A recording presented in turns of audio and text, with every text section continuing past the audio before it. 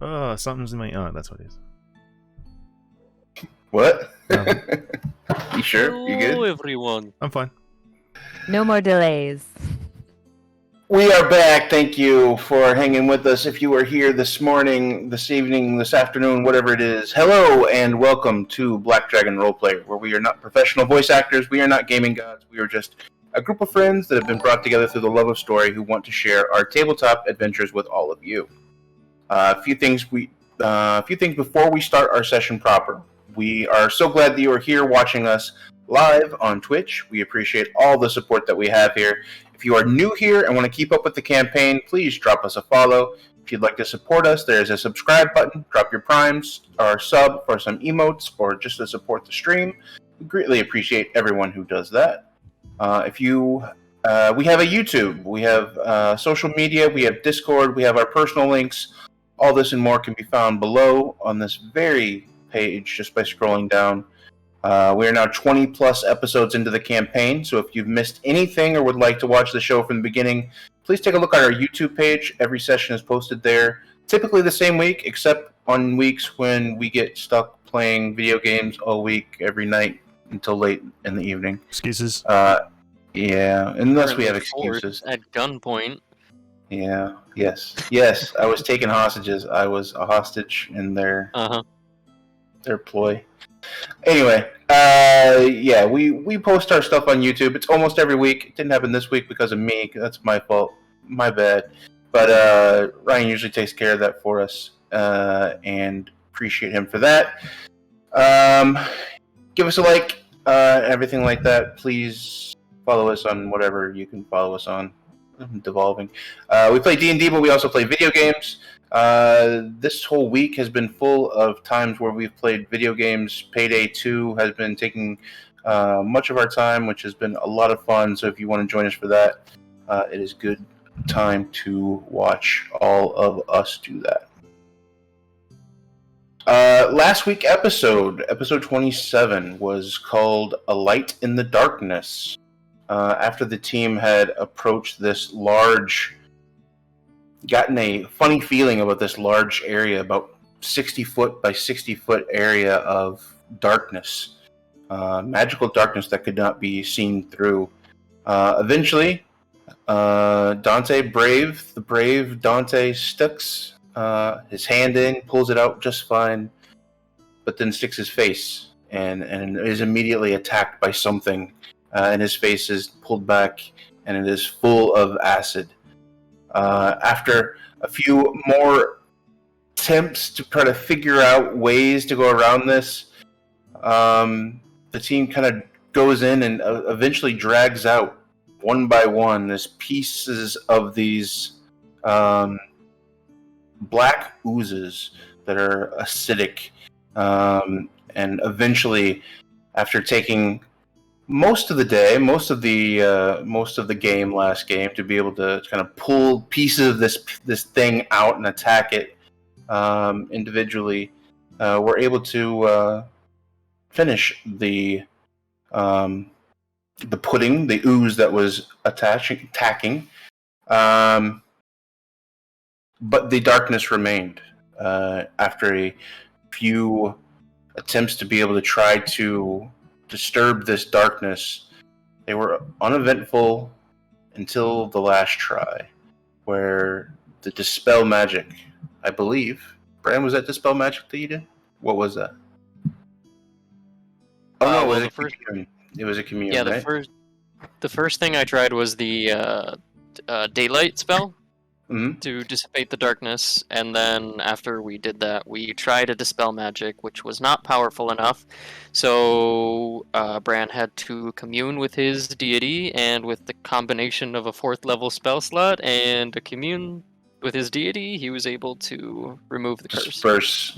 Disperse the hallowed spell that had been attached to this spot. And once the hallowed spell had been dispersed, there was one marker, a memorial stone that had been placed in the center of this that said, "Here fell a hero." And I think that's pretty much where we've left it. You guys have definitely taken out the. You guys are still standing near this thing. Have kind of cleaned up a little bit. What are you guys doing?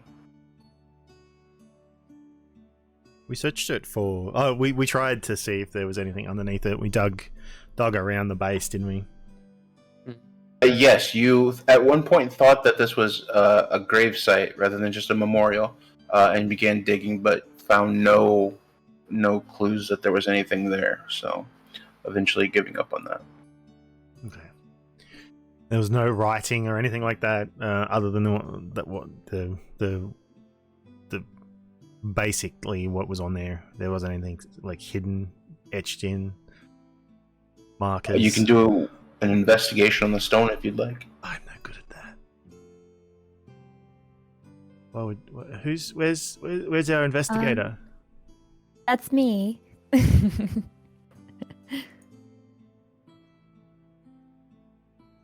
I mean, Emmy is. She's not angry anymore. It was one of those like, I'm just super annoyed in this moment, and then you sleep it off and probably eat some of Bran's delicious dinner, and then everything's good. But I think just for like fun and pretense, she sees Dante inspecting the stone and just kind of grins at him as he's like looking somewhat confused, I suppose. Trying to intimidate the rock into telling me what it's got. No, there's She's like, can you hear anything? Is it talking to you? I'm trying my best, okay? I'm not an investigator, but... Go on, keep pushing. I'm sure it'll talk. But he will get down on his hands and knees and start scouring the face of the rock and searching all around it. I did roll an 18 on an insight check. Insight or investigation? Oh, God. Investigation. Trying to pull. He did I say rolled he's an not an 18. investigator. I rolled an 18 with a 0. Yay. All right. Yeah, you take a look at this. You take a look at the stone. It doesn't seem to be anything special. You can tell by the kind of craftsmanship and the font that the lettering that's on there. It does look older. It does match the ideas that you guys had come up with after defeating it and after kind of doing this last week. That does kind of match up with that 1,500 years or so date that would be indicative of this being a marker of where Atlas had fallen. And the only words that are on this are, "Here fell a great hero." Well, I'm not a person who studies rocks or anything like that, but it does seem legitimate. So, well, to me it does anyway. It's old rock. There's nothing there. I can't find anything else. Worth a try, though. So why would it be? Oh, right. Okay, so just out of character, there was a hallowed spell on it, so something like protective to Yes, keep that the was ground sacred. That was something that was once Bran had figured out what was enough to be able to dispel it. He had a brief kind of look into what it was, and he was. It was a powerful spell, about a 5th level hallowed spell that was used. There's a couple of different ways that you can use that, and it was the magical darkness was an effect of the hallowed spell, but it was also not just a plain hallowed spell. There was something a little bit strange about it. It wasn't just a pure hallowed spell. Yeah, I guess with this being this memorial for someone, Atlas is one of our dudes, right? That's one of the Vindex. Yep. the Vindex. So I think Emmy is still curious as to why those oozes would be hanging out in there, other than just maybe they wandered in and thought, oh, this is cozy darkness. But I guess she's still curious. Roll an Arcana check. Arcana. Okay.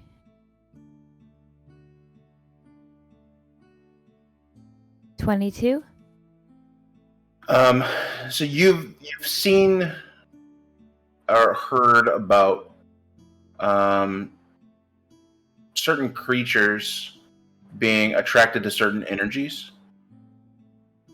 Oozes being one of them. That's one of the reasons why in protected dungeons or things like that, they tend to reside because there's this negative energy about that space. So something that was giving off a hallowed spell, the same thing that kind of triggered Saoirse in the very beginning, could have been enough that it could have triggered something that's much more primitive in its quote unquote thought process and its abilities to be able to feel this energy and want to be near it, or maybe felt comforted by it, or maybe it was hiding. Something to the effect of it being drawn to it in some way would not seem unreasonable based on what you know on the Arcana principles at play. Interesting. Okay, so it almost seems like a like a wrong place, wrong time situation, as opposed to anything dastardly, or just like they were attracted to it, Like moths to a flame. like moth to Somewhat. a flame. Yeah, somewhat. Okay. Then I guess. I mean, Emmy's like taking her samples and like small little vials and the dirt and what bit she got of the ooze. But otherwise, I guess she's gonna ask, is there otherwise anything other than being a memorial to Atlas? Otherwise, is there anything else that's here that's gonna help us? No, there's nothing really to be seen here. It's the small monument, the small displayed rock,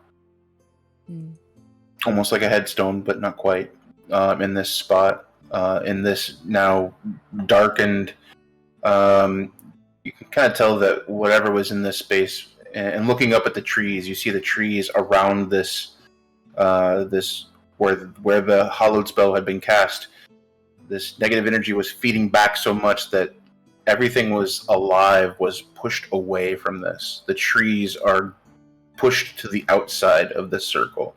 The facing side towards the spell, the trees are withered and small branches and broken and stripped of any actual growth. It's all bare, just dead trees, just dead branches, and then on the other side of the tree is fully functional and just kind of pushing out that direction. And you see that with like 3 or 4 different trees around there. Same with the grass. Camiel had, at the end of the last session, kind of gone around the outside and kind of cast a little bit of growth to be able to help some of these plants kind of get back. And while the hallowed spell was still up, and as she did this, as soon as she did it, the plants kind of disappeared again. But after that, I probably say it would kind of grow back a little bit. So where she had touched, once this energy is gone, it does kind of stay a little bit. You can see it kind of coming back around the edges where she had walked and cast this spell. Well, if that's the observation, then yeah, I would, as Emmy was asking that question kind of to the group, but if that's also the observation that she's getting, she's like, she's frantically sketching again in her grimoire of what she sees the negative energy doing. And it's just, she's contemplating this while the others decide where we want to go next. So she's now preoccupied with sketching and Arcana drawing. Okay. Well, if we're done here, do we just push on? How is everybody? What time of the day is it? I honestly forget, but I think it was close to the end of the day. Didn't we? We slept. Or And did you woke guys up. sleep? Yeah, we slept Oh, yeah, in. yeah, yeah. We made camp, Yeah. and then first thing in the Yeah. morning. Yeah, after We you could just- defeated the ooze, you slept. So yeah, it is morning still. I mean, if we're all up for it, we can push on. He could see. Well, we don't have a specific direction we can go to, but we can try to make our way to the Scandies. You do know that there is a place that kind of in the direction of where you're going to. That's kind of like the entry point, at least coming from Ropeberg. It'll get you into basically the foothills of the mountains. There's a big fort called Fort Staringlade, which is probably about the only town that those familiar with Ropeberg would know. That's the place if you're going south and trying to journey over the mountains or through the mountains. That would be the place to go. And it's probably about a week's journey to Fort Staringale. And you guys have probably traveled for about a day. So we've got a whole week ahead of us. A little bit less than that, but yeah, depending on Uh-huh. conditions and different things. Then Emmy's definitely in no rush. She's not even like acknowledging the question. Okay. So breakfast, relax. We're spending the day. We're jumping in the cart, and Cart's back in Ropeberg. that's right. We left it there. Oh. We're going into the mountains. We're going in the mountains. I completely forgot about that. Priest and Clockwork can't handle mountains. Yeah, that'd be fine, and they can pull the cart all the way up. So, what's our plan?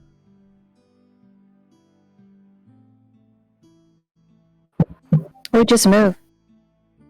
Move? I think. Alright. Yeah. Captain has I mean, we're spoken. only wasting time. Let's do this. Shush. Let's do this. All right. Well, Dante will break camp, and just sort of, get everything together. Okay. For day one, give me, as you guys begin to travel, I will allow, since you have a ranger in the group, to kind of use her as your survival check, kind of making sure you're going the right way. Once we get further into it, I think you'll have to do that. As of right now, you guys are still on the main road, so you guys know pretty much what direction you're going in. I do need one person each day to roll me a 1d4 and a 1d10. So who's going to do day one? I'll roll. Step up, step up. Sure. Do you want it done in roll 20? Wherever, however you want to do it. Okay. Let's do it in roll 20 so everyone can see my masterful rolling. Am I rolling one or the other or rolling both? Rolling both. Okay, let's start with the D4. A 1. Okay. And let's go to the D10. Solid. An 8. Okay. I'm not excited about that one. So as you kind of break camp, Dante, you kind of look up and around, and you see off in the distance, towards the south, you see a storm front coming through. Clouds getting dark and heavy and gray, and kind of you can tell it may be you're kind of moving into inclement weather. Yeah, I'd be like Sersha. What do you think of that? Does that look good? Does that look bad? Oh, no. Not That's comfortable? That doesn't look good. No. We'll probably want to make as much progress as we can, but then hunker down for the night.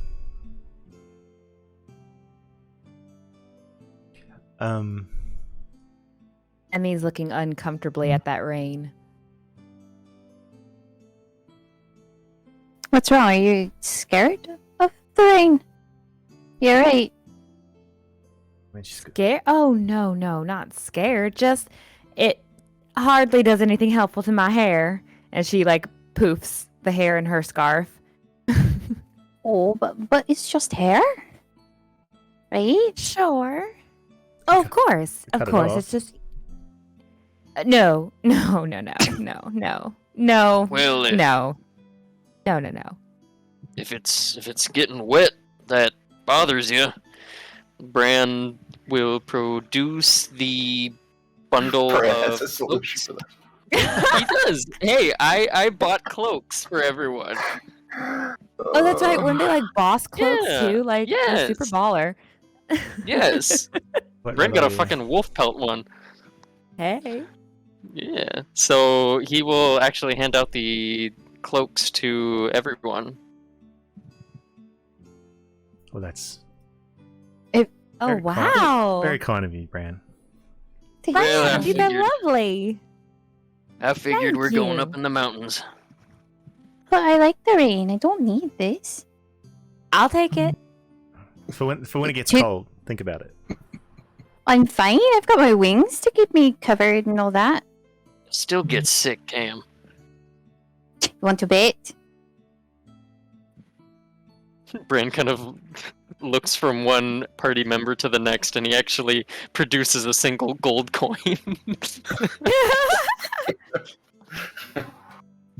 Okay, we're betting then. I am. Ah, shit. Do I have to make a roll for this? No, it hasn't rained yet. It hasn't rained yet. We'll see. We don't know. We'll see. I'll give you a con check down the line. We'll see. Okay.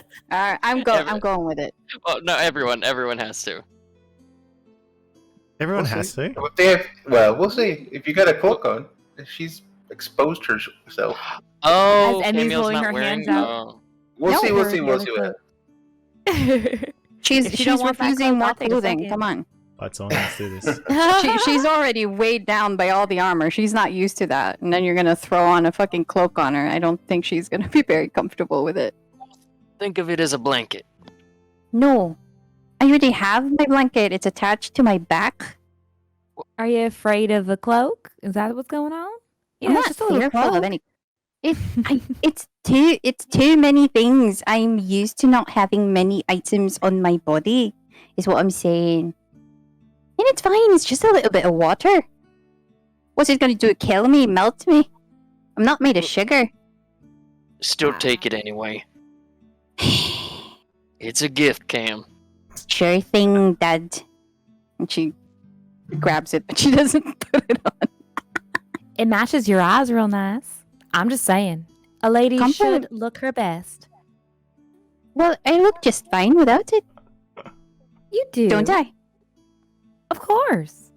Yeah, it's fine. Just Bran an walks additional away. accessory. Dante's having a Oh, chuckle boy. in the back. Oh boy. Dante's just chuckling. He can't help it. This is. I mean, She's so hard at it. he's just gonna. He's just gonna start walking. And Emmy's so clueless. Let's go, guys. Yeah, Saoirse hasn't been paying attention. She took the cloak, immediately put it on, and has already kind of wandered ahead a little bit. Look, Is it imminent rain? so she's getting away Like- from us. Let's go. Yeah, it's imminent rain. It's not raining yet. Okay. It will be. Yeah, Emmy, so did it start off looking gloomy or did it start off looking nice and the rain was impending? I think it's just gloomy. When you woke up, it wasn't a bright sunny day. It was kind of a little bit. It was okay. Where you're at is fine. What you're looking at is looking ahead towards the south, where you're going, and you can definitely see that there's storms rolling through. And the Okay. further you look past, the darker it gets. Would you like to borrow my hat?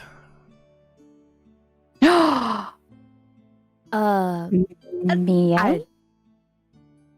You can. I don't know who was talking to. Would you like my crown? And she kind of removes the white little crown she has. Oh, thanks. Exchange. I'll be fine. No. The hat. I was offering Emmy, because she's worried about her frizzy hair.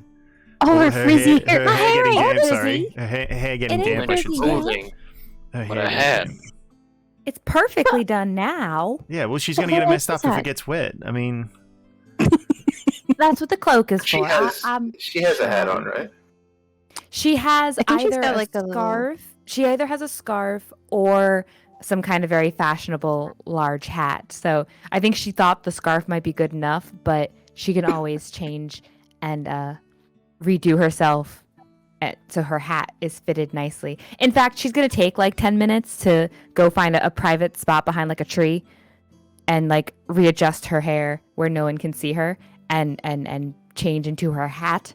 One of her very fashionable, almost beanie style in Weather its hat. shape hats, and then put the cloak on as well. And she also comes back and she's wearing longer gloves.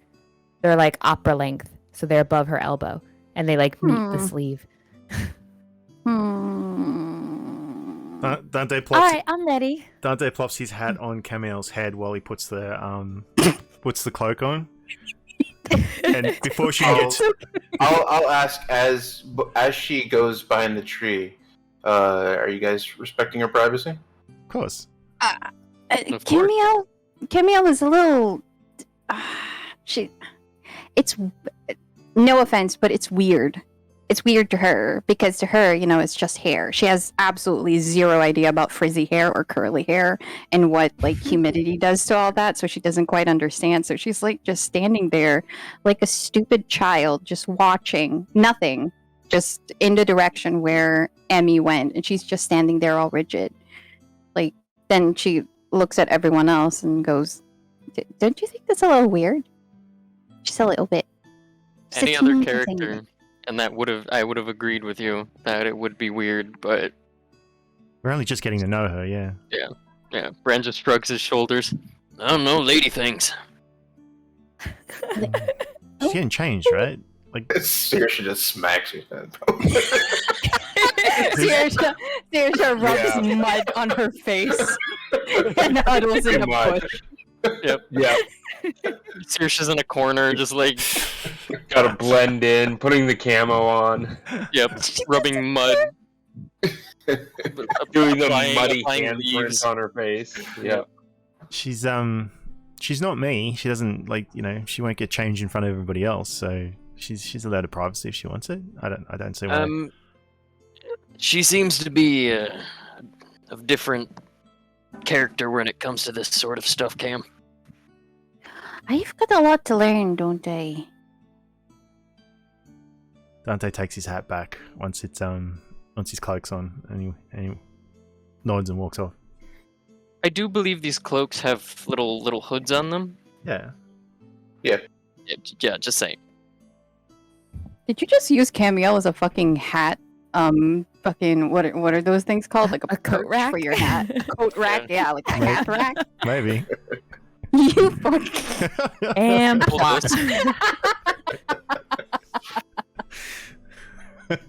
Alright. All right, so you guys prepare. So I'll give you that. You guys take time to kind of prepare yourself as you see the rough weather ahead. As you start the day, it definitely you're no more than an hour or so in before the rain begins. First, gently, the first hour or so into your journey into the rain is okay. It's bearable. It's not too bad. About an hour after that, so you're no more than 3 hours into your day, and the rain becomes very, very bad. As you guys continue forward, just sheets and sheets of downpour are happening. Everybody make a dex roll for me. Dex. Straight up Dex. Bran saving falls Yeah, in the mud. we are Just deck. Okay. because we are as we're going forward. The road is nowhere near what it was in Northern Amma. Southern Amma and Northern Amma are two different places completely.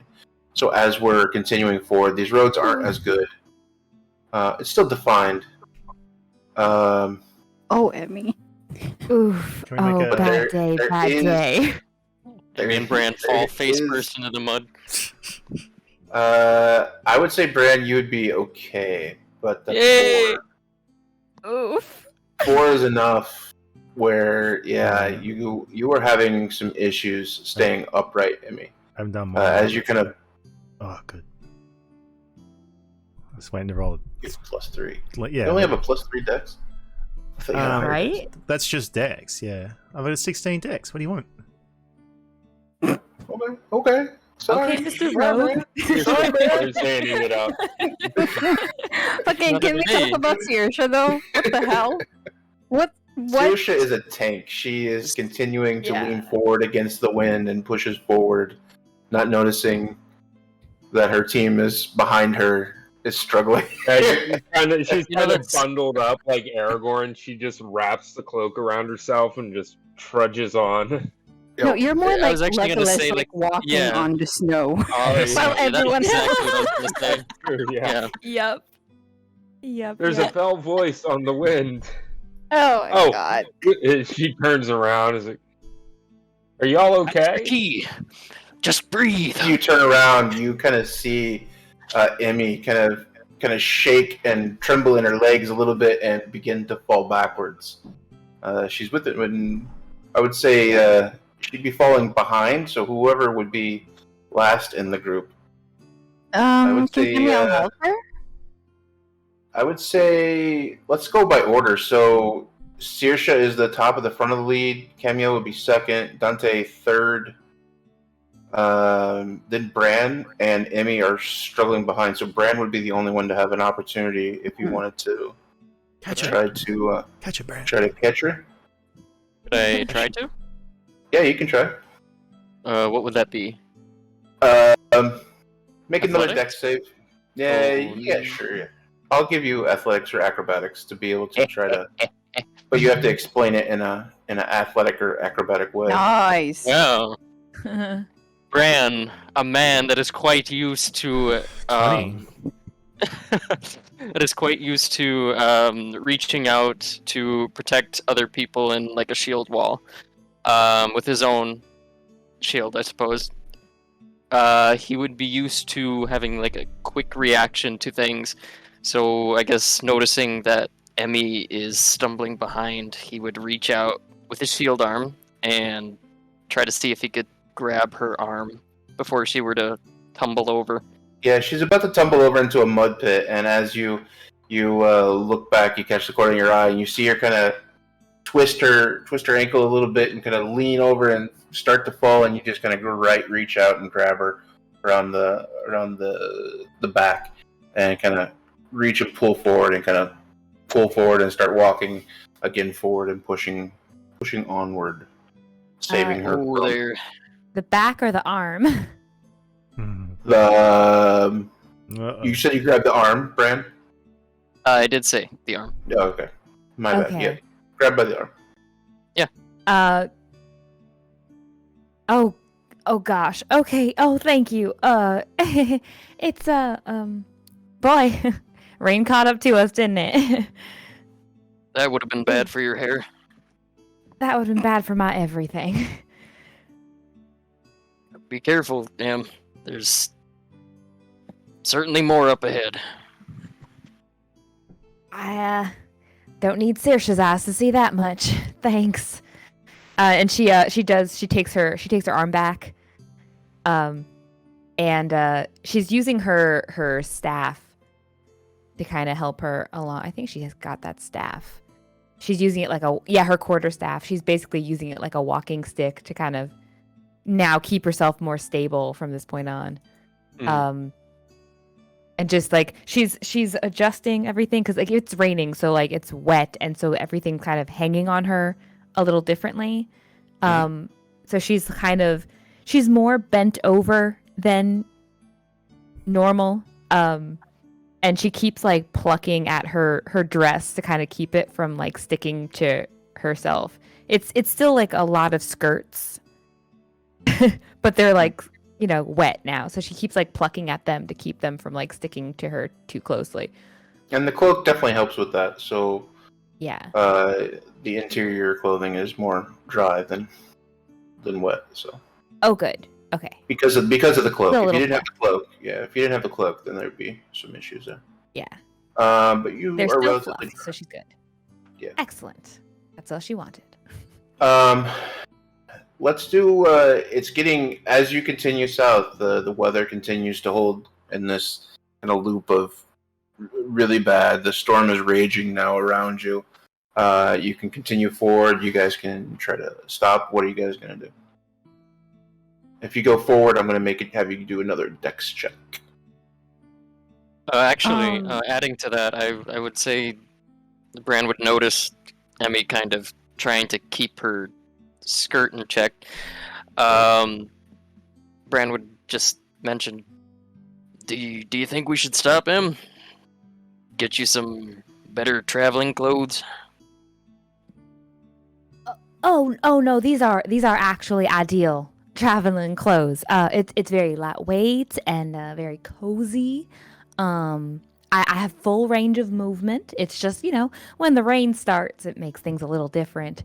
Although, while I don't want to hold us up too much, it's always nice to get a break from the rain, but don't let me stop us. I'm happy to keep pushing forward as her words are very different than her physicality, as she's still like hunched with the cloak and like making sure the cloak stays over her head. But she says, yeah, she's happy to keep pushing forward. The fabric's near touching the ground, Em. Oh, sometimes you gotta do what you gotta do. The mud cakes to the bottom of the fabric. It's gonna get heavy. I'll be all right. And she has boots on, like she'll hike up the skirt just a little bit. Keep kind of, as slow as she is, keep moving forward, which she's not going to get past him, but she keeps moving. Bran's going to make a worried expression, but he would slowly nod, and I guess he'd purposely try to stay back out of concern for Emmy, just in case she were to slip up again.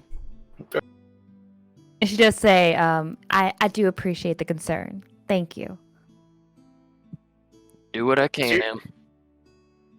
Saoirse, you do notice that the rest of the people here are going about half a speed of what you are.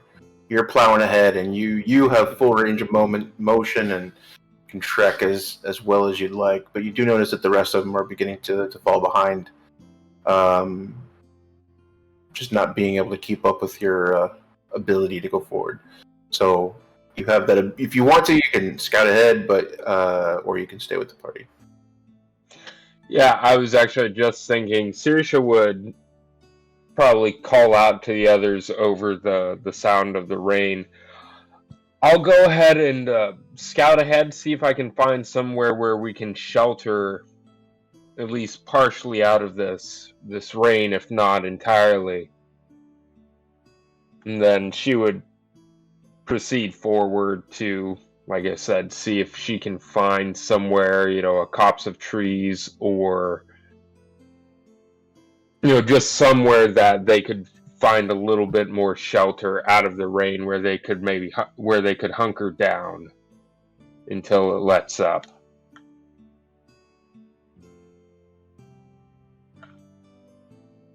Okay. Yeah, you're able to do that. So you're able to move ahead. Let's say an hour. You're able to pull forward, and you definitely see a nice place where there's actually a little bit of a rock overhang, and you're able to. We're not quite in the mountains yet, but we're getting to an area where there's a little bit more elevation. You guys are climbing. Definitely some rocks here and there that are taking up space. And you do find like this limestone kind of hill that's been cut into for this road, and there's a spot where on the backside where you can actually have a little bit of an overhang over this kind of outcropping of limestone that's there. And you're able to scout ahead, kind of get that ready, and kind of make sure that everyone keeps up. Everybody give me one more dex check as you gotta follow along. Oh no.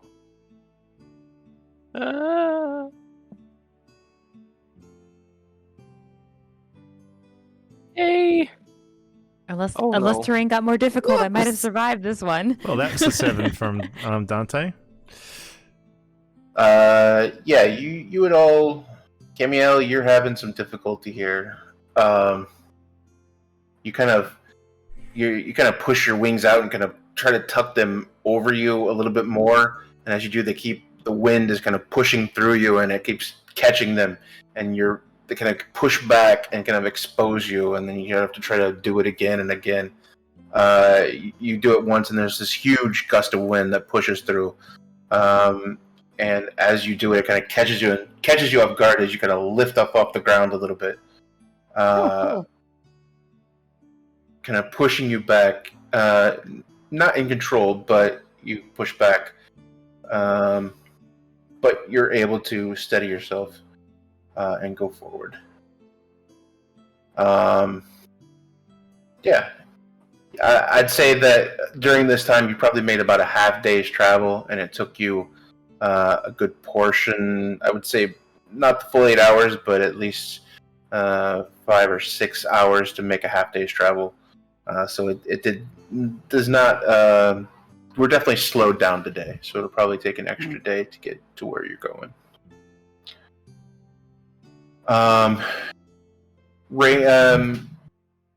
Kind of rains through the evening into the. After a while, it gets darker. Rain calms down a little bit in the evening. It's not so bad. There's times when it picks up, but overall it kind of dies down a little bit. Anything that you guys want to do here this first night at camp, or do you want to plow forward to the next day? Try and keep dry. Is the rain still pouring? Rain's still bad. It's still there. You found this overhang. So you found a spot that was kind of out of the way and kind of a little bit drier. But still, even at that, it's still, everything around you is kind of getting wet. How big is this? Is it literally just an overhang? We're just kind of huddled together? Or is it like a little cavern? It's just a little bit of an overhang, just enough where it's keeping. If you're leaned up against the side of this, you're out of the rain. No more than 5 or 6 feet over, and it's no longer than maybe 10 feet. So it's not a huge spot. It's not an entire campsite. But if you push up against the side of the mountain, the side of the rocks, then you would stay dry for the night. It is not ideal circumstances, but there you go. Emmy looks at the others to see what they're going to decide to do as far as is this where we're, what we're doing, where we're staying. We don't really have room for like much of a fire or anything to keep us warm, so we're just kind of bundling up. Probably just have to, body warmth. Everybody clump together. Dante looks around. And she... Hold on. Let me see how I can handle this. Hold on. I have to look up for a spell. Sounds like you're going to do whatever you can do to get out of a situation like that. So. While Emmy does You that- could leave your clothes on. That's fine. There's we more. just sort of lay down together, body warmth. It's fine. We do it in the army all the time. Bran nods furiously. I do love a man in uniform, but we can also make this. Let's see what we can do. So I have Mage Hand and I have Firebolt. Can Firebolt be used in a controlled fashion? Not Fireball. Not Fireball. Firebolt. It's a cantrip. A lot less devastating. It's essentially a mote of fire. The spell describes it like an attack where you hurl it, but it's a mote of fire. Do you have prestidigitation? Doesn't that do controlling of fires? I have thaumaturgy. Oh. I would say, it would cost you it's a spell slot though, right? It's a first level? Or is it cantrip? No, it's a cantrip. Firebolt. Okay. Yeah, then you'd be able to use that. it would be a lot bigger than what you would normally, like a control flame or something like that. It would definitely be a poof there. We're going to build a fire. We're obviously going to build a fire. That is just like, hands up, sort of, okay, joke over. We're going to build a fire. So, No, I understand. I'm just saying there's not much room. just put it at the edge there. Sersha would know how best to situate the fire in the camp, so that we get more Block warmth. it from the rain. Well, the fire, if you make it hot enough and big enough, they can survive in the rain, as long as it's not too torrential. Or we could go to the trouble to build a bit of a shelter. I've done that before. To block the rain out.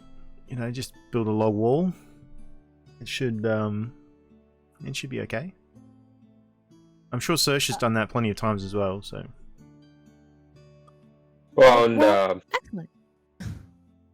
Sirisha probably would have been, if she got far enough ahead of everybody because of how quickly she was able to make progress, she would have been collecting, stone, rocks, and maybe tree branches to make something of a lean-to give them a little bit of protection against the wind. Putting the branches up, and she, as they trekked in, they would have found her maybe still collecting. She's keeping an eye out for them from along the side of the road to give them a bit of shelter from the wind and to protect, whenever they're able to make a fire, to protect it from the wind as well. Yeah, Emmy I'll say casts... that. Oh, sorry. Good. I was gonna say Emmy casts her mage hand just to help, just to have something else that's holding her blanket over her.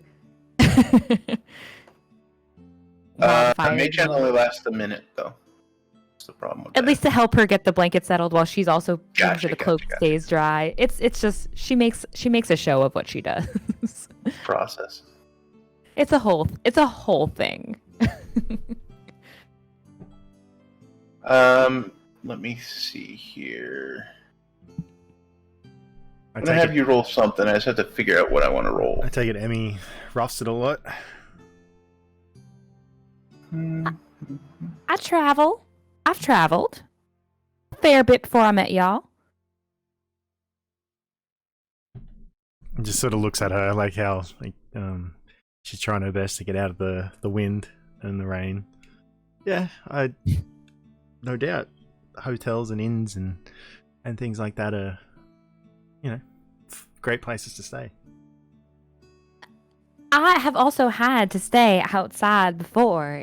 It's just part of the whole traveling thing. And I've had other people in groups I've traveled with who also could do great things like Saoirse can do. And I've learned a thing or two. It may not be my expertise per se, but I've survived. Okay, I believe you. It's okay. She slowly narrows her eyes at Dante. He just smiles. Okay. And he goes off and helps Saoirse with the fire.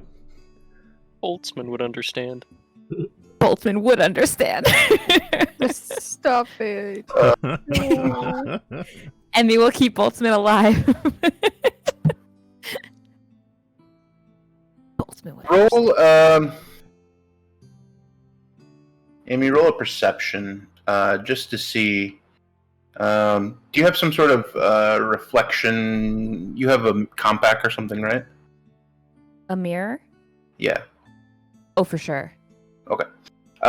Roll a perception just to see how well you can interpret how well you're put together. Okay.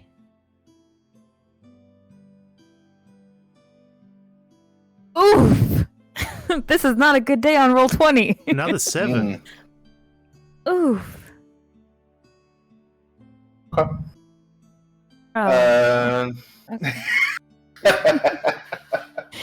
Okay. She's Uh-oh. trying. No. She's trying. That's not good. I feel like this is she's going to turn into the Red Witch or whatever that was on Game of Thrones. All of a sudden, She's gonna take a No, she's diadem gonna off turn or into something a like that. gremlin. She's actually. Dante, as you're talking, roll a perception check. Oh, Sure. crap, Dante, no. Ruh-roh. So, did you say roll a perception check? Yep. Yeah. Since you're the one talking to Amy. But the campfire and stuff. Oh no. Oh. Oh my gosh! That's a 28. Every detail on her face. Bryn? Is this up to me? If it's something secret, you can message me if you don't want anyone else to know. Is it a secret? Do I get a whisper? Let me give you a whisper. Okay. Oh, it's a whisper! Oh no. Oh, juicy. Dante reaches out, licks his thumb, and goes, "You missed a spot." It's like Curse what- the rain. it's like one of those, Curse you the know, rain. the Grinch, the Grinch cartoon when his smile just sort of just goes right up. Just Oh, Dante's there, and all wow. of a sudden his smile just sort of no. It just curls across his face. I curse the rains down in South Alma. All right. As I'm doing that, what else are you guys doing around the campfire? Whisper is brought to you by.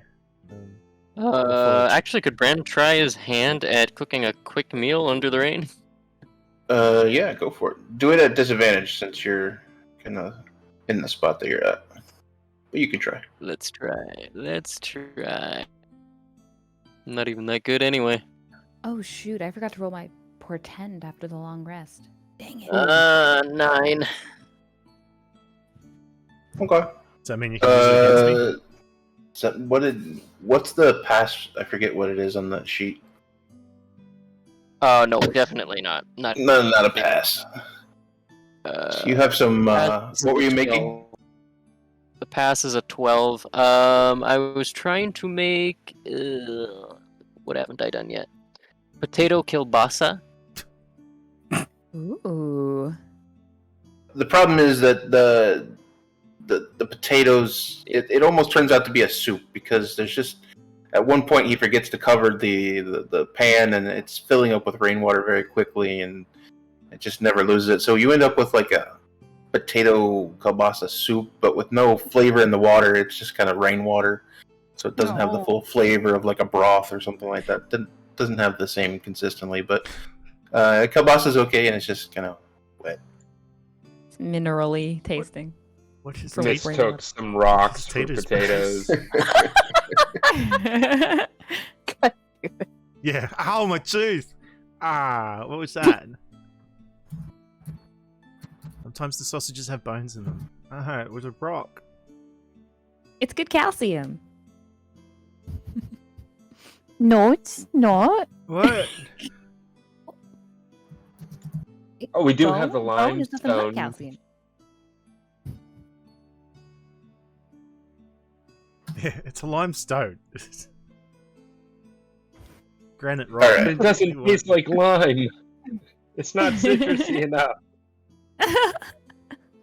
The rain matter. watered it down. It's just food. Stop complaining and just eat. Well, I didn't say there's anything bad. Like, he's the one who had the stone in there. Given the circumstances, I think it is fantastic.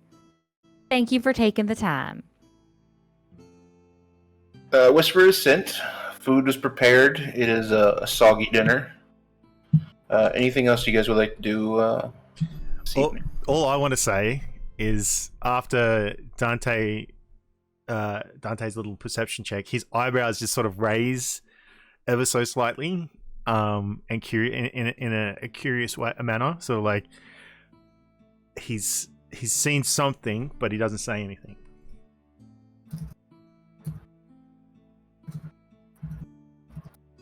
Doesn't bring it up. Doesn't bring up anything. I mean, she's just getting herself as decent looking as possible and enjoying dinner. 100 gold And getting pieces. kind of 100 gold The pieces a deal. Oh week. yeah, It's and she wants just 100 gold She pieces a wants to week add is a pretty cold. good. Yeah. furiously typing in the background. Alright. She wants to add a goal to that bet Maybe a foot about massage. Cam getting sick. Oh, okay. Oh yeah, I forgot about that. And roll a Constitution check as you. Oh, did you take? You didn't take the thing, right? I'm sorry? One Wait, just a question though, DM. Before she Yeah. rolls that, does a disease count?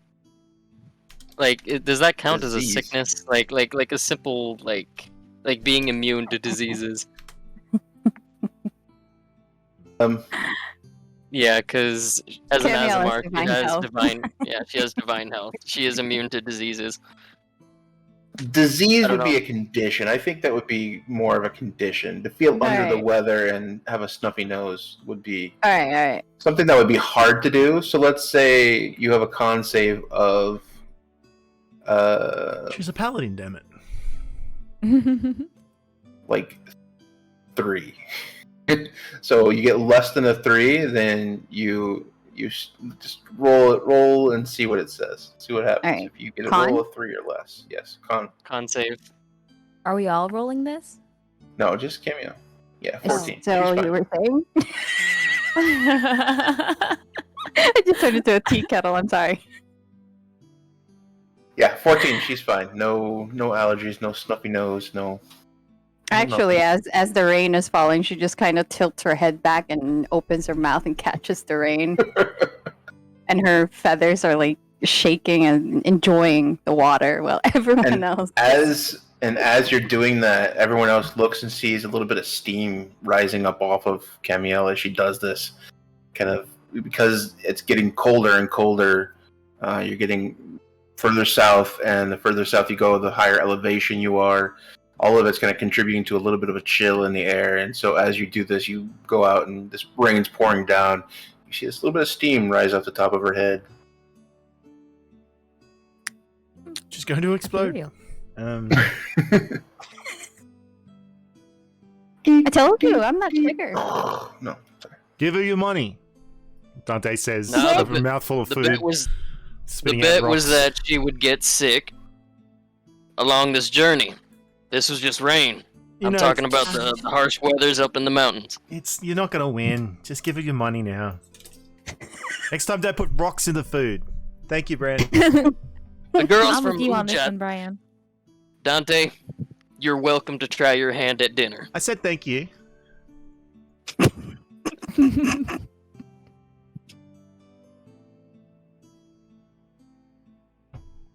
Yes, the girls from Ujat.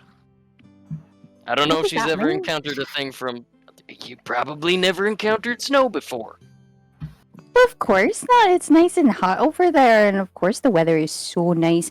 But at the same time, I survived in a forest for years, so It's a rain forest. is nothing. Yeah, and There are some mountains there that do Mhm. have snow on top.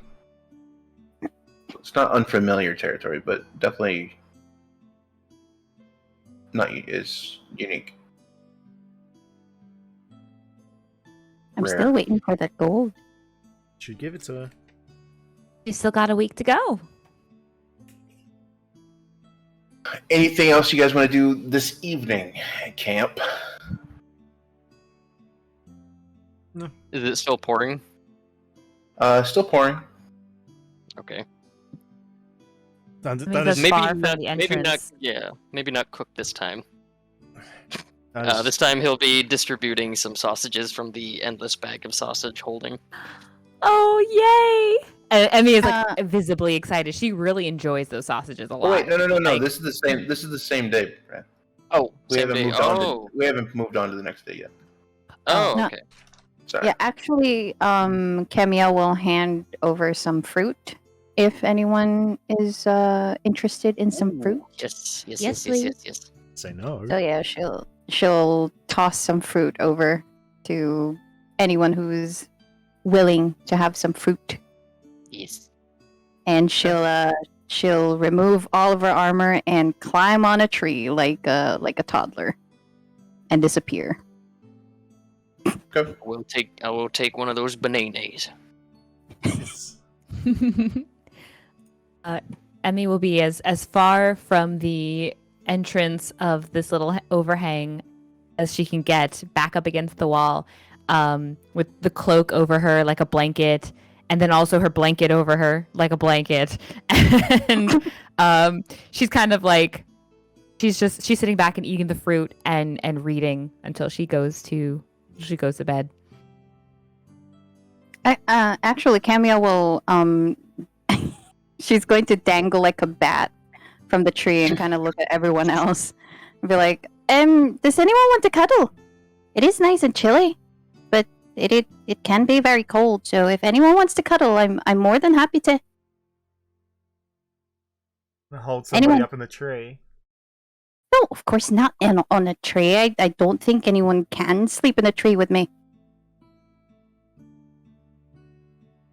Oh, we're getting a raid. Sorry to interrupt. Oh shit! Lovely. Thank Man you. the walls. Hey, Rat's welcome brain. in. Oh, Rat Brain, thank you for the raid. thank you. Sorry to. Hello. I thought that deserved Yeah. acknowledgement. Oh hell yeah! Well, Dante's just curling up. Dante's just curling up in his cloak that he was given by Bran, and is just going to roll up, munch on his sausage and fruit, and then go to sleep. If anyone else decides to lay down next to him, he doesn't care. Bran, cuddle. Bran is currently poking at the campfire with a stick, trying to keep the embers alive as much as possible, trying to shelter the fire from as much of the gusts and the rain as possible.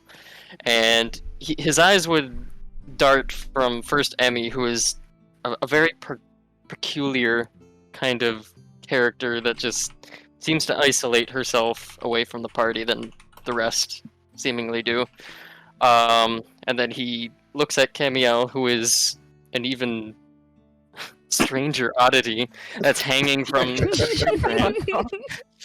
But I think at this point, Bran has gotten used to Camiel's antics of like hiding in trees and being a little squirrel up there, that he just simply raises an eyebrow. Well, I've got a campfire here, Cam. I think I'll be fine. if you don't want to cuddle, I'm cuddling with Dante. I'm sure Dante would Right. appreciate that. Where's Saoirse? Where is Saoirse right now? Actually, a good question. Saoirse would still be hanging out, probably on the edge of whatever amounts to the entrance of this overhang, watching, basically keeping watch out toward the road.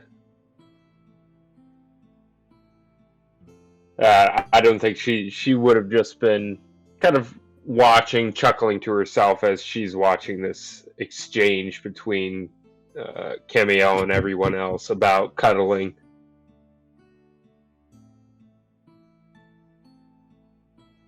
Oh, sorry. Dante would like if Saoirse's keeping watch. Dante would call out or let her know at some point that he's happy to take watch whenever she's done.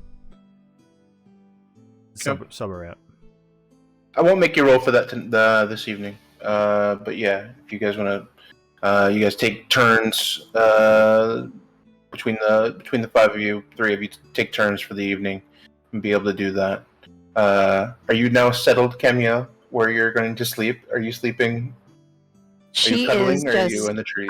She is waiting for a response from Bran. Poor Could she Camille anything? can't get a cuddle. Give her a cuddle, Bran. If anything, I think Camiel would once again, possibly, I don't know. I still actually I need to bring this up with the DM actually. Yeah. Yes. Yes. Yes. There could be a spectral form next to Bran.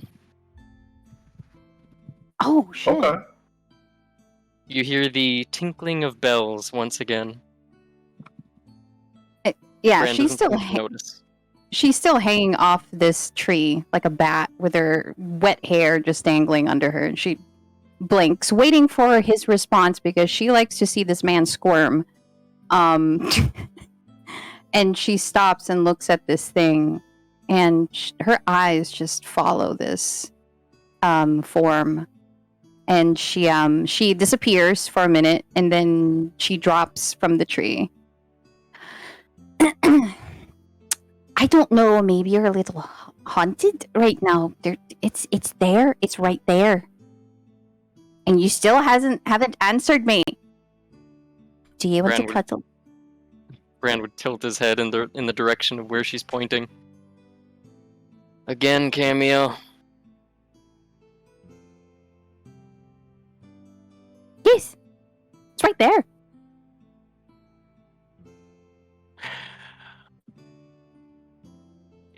Is this some sort of game you've developed over our travels? What do you mean? Is everyone? Does everyone have a? game? Does everyone have little shadow people accompanying them? Well, I mean, everyone has a light and dark side to them, and a good and bad. So maybe. What do you see over at Emmy? And she looks over. A lot of blankets. That's what I'm saying. It's nothing but a wall. What do you see at Dante? That is a perverted, very sad, empty man. Very good, but broken. We're talking about entities, Cameo. Oh, I see. You're telling me that there's something next to me. Mm-hmm. Well, not next to you. But it's just hovering. I'm sorry.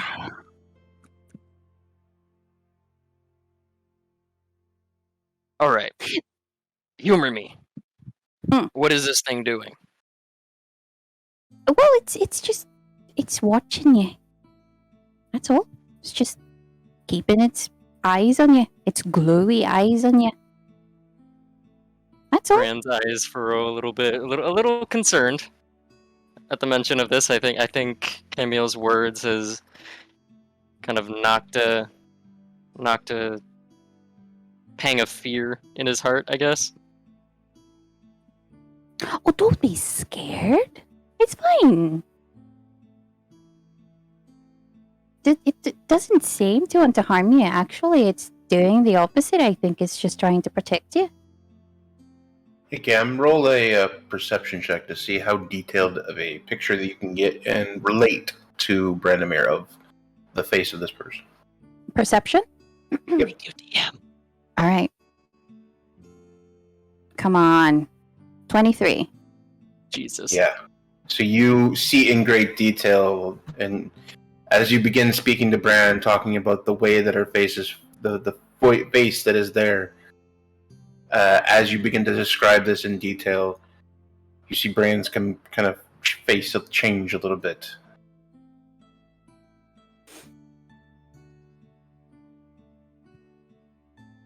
That's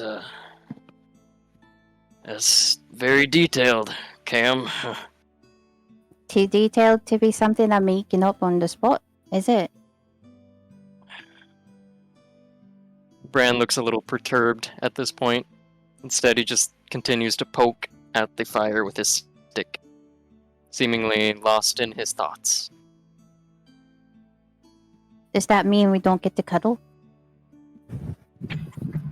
You can cuddle by the fire if you want, Cam. I'm fine. All right, well, good night. And she kind of walks over the tree. And before she crawls up it like a squirrel, as Hunter said, she kind of just looks over at him.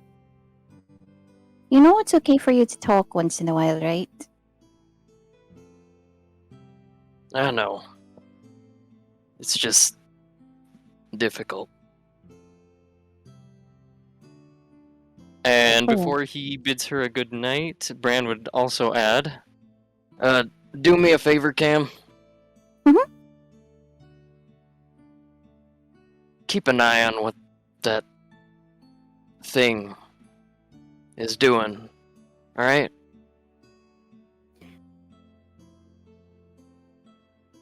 I'll try my best. He simply nods. Good night. Good night. And she crawls up the tree and disappears into leaves. Okay. Squirrel girl. As you sleep, Camille, you begin to drift off, Uh-huh. thinking that you'd probably be more comfortable in your net bed than here, but still in the rain, you're okay, not too uncomfortable. You begin to drift off, and suddenly you have the feeling of falling that instantly shocks you awake. But when you open your eyes, the first big breath that hits your lungs, it stings. It's very cold. Very, very cold. You look around and you see nothing but a void around you. Inky blackness. Your mind races as you know it seems familiar, but you've never enjoyed your limited time here. As you wait expectantly, you look down at your hands and your torso. What are you wearing? Oh wow. You You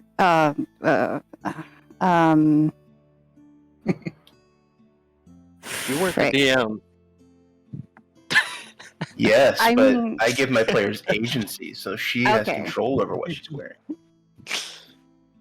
She would be wearing her original green dress. I guess that's the only thing that I can think of what it would be.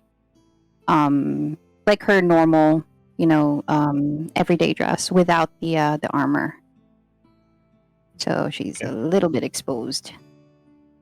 Anything in your hands?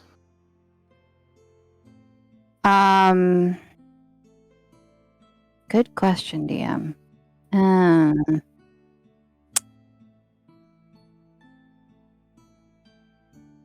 God, I hate that question. Frick.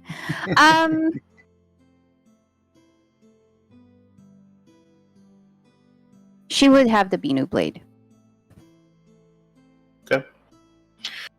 You look down in your hands and you see your Binu blade. And normally it has this radiant shine that's always on it. This golden kind of, not magical essence, but it's always shiny. It's always radiant. It's always clean. As you look at your blade for a moment, you notice that the shine that it normally has is missing. It's almost dull. There seems to be a smear across the top of the blade. You look at it and it's almost as if tar or oil was wiped and never wiped off. Do you do anything about it? She looks at it at first and she tries to she takes like the hem of her skirt and furiously wipes it. You take up your skirt and you begin to wipe it, and it seems as you kind of wipe it and try to move this oil off of the blade, it seems to be making it worse, almost like finger painting, getting dirtier and dirtier as you continue to kind of move the oil around. You kind of poke through in certain sections, and you can see that when you wipe, you can see the radiance kind of come out from underneath of it for a second, and then kind of as you continue to wipe again, it just continues to fill with this oil, tar, darkness. At this point, I think she's gonna become furious, and she grips the Binu blade tightly, and her eyes look around. Does she feel a presence here, DM? She does not. She doesn't. feel a presence of anything around her. But you do notice you have the Binu blade. You do notice that it's got that tarnish on it. Every time you try to push it off, it just seems to make it worse. You seem to be moving it into other sections now by touching it. You're moving it into other places, and the more you wipe, the more it looks murky and tinged with this black smear. can she attempt to call Sister Ava? Yeah, what are you saying? She is, there is no kindness to her voice as she calls out, Sister Ava, you've been ignoring me.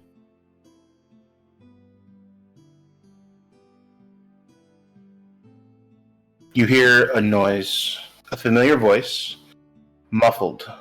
This is not who you originally expected to hear, but the opposite. You do hear Sister Ava's voice, but it's muffled. As soon as you recognize it, you have this feeling of almost fear wash over you. And suddenly from the void, you see what looks to be a 20-foot by 20-foot glowing pane of frosted glass 10 feet in front of you. The white light that emits kind of hurts your eyes for a moment, but you try to squint and focus, and you give yourself a second to adjust. And you see the silhouette of a large figure of a woman, large-chested, her form nearly 10 foot tall. You see her pose for a moment before bowing deeply and then take a knee, head bowed in a respectful manner. Not towards you, but towards something else. A moment passes. What are you doing? She looks towards whatever it is that Sister Ava is bowing to. Does she see anything? You see her taking up a good portion of this frame, and then a moment passes and you see just light, a brighter, whiter light than even the window itself, come from this side, the edge, in the direction where she's bowing. Just this emittance of light pouring in from that corner of the window. I think she will approach this pane. Mm-hmm. And it's all frosted glass that's completely white, except for the silhouettes that you see. You see the silhouette of the other, and you see kind of like this almost anti-silhouette, this brightness in the corner that seems to be emitted. She will approach the pane and press her hand onto it and knock on it with a curled fist.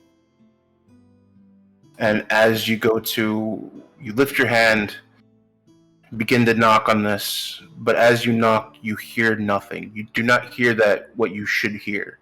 It's almost deadened.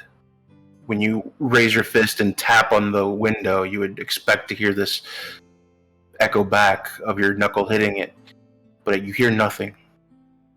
The noise that you hear is that familiar voice, muted, muffled. And then the sound of another voice. You hear the voice of Sister Eva. Saying something, but you can't hear it. You hear another voice, loud, booming, still feminine, but louder, stern, much more of a gravel and a presence to it.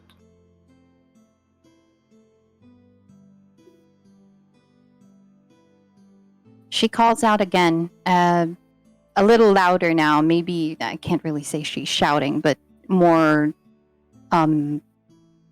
stirred, no firm. She's trying to get their attention. What do you say? Stop ignoring me. I'd like to be in character, but I don't want to wake my neighbors. Roll a perception check to see how much of this conversation that you are seeing and hear the muffled tones going back and forth. Give me a perception check to see how much you get. 20. You hear two voices. The one for sure the Sister Eva. Soft, gentle, one that cared for you, brought you out of the darkness. This other, still feminine, but much louder, much more stern, gravelly presence to it, as if thunder lurks just beyond every syllable. Powerful. You hear Sister Eva. If that was true, I would know of it. She is an old soul that I have put on a path to greatness. If someone has fed her half-truths and clouded her mind, then there is no telling how far from the path she could go.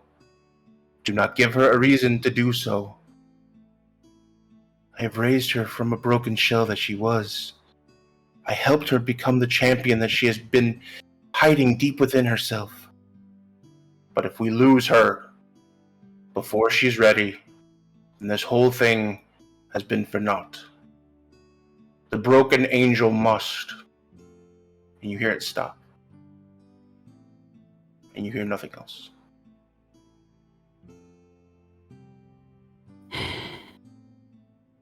To that. The Sorry, light. go ahead. The light in these window panes slowly fade. And you are left in the void again. At that, Camiel is actually yelling now at the top of her voice, I'm here. I'm here. Why won't you pay attention to me? I'm right here. And as it fades, she's just clutching desperately, kind of like an animal that's trying to scratch at the surface. And as the light fades and she's back into darkness, she slumps and is in tears.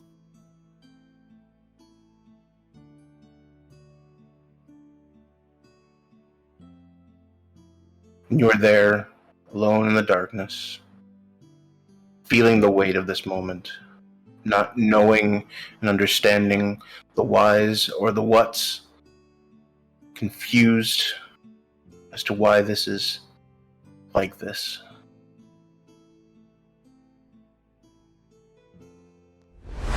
You open your eyes, and you see a new day. The weather's still raining. Slight sun piking through the gray silver clouds. But a new day.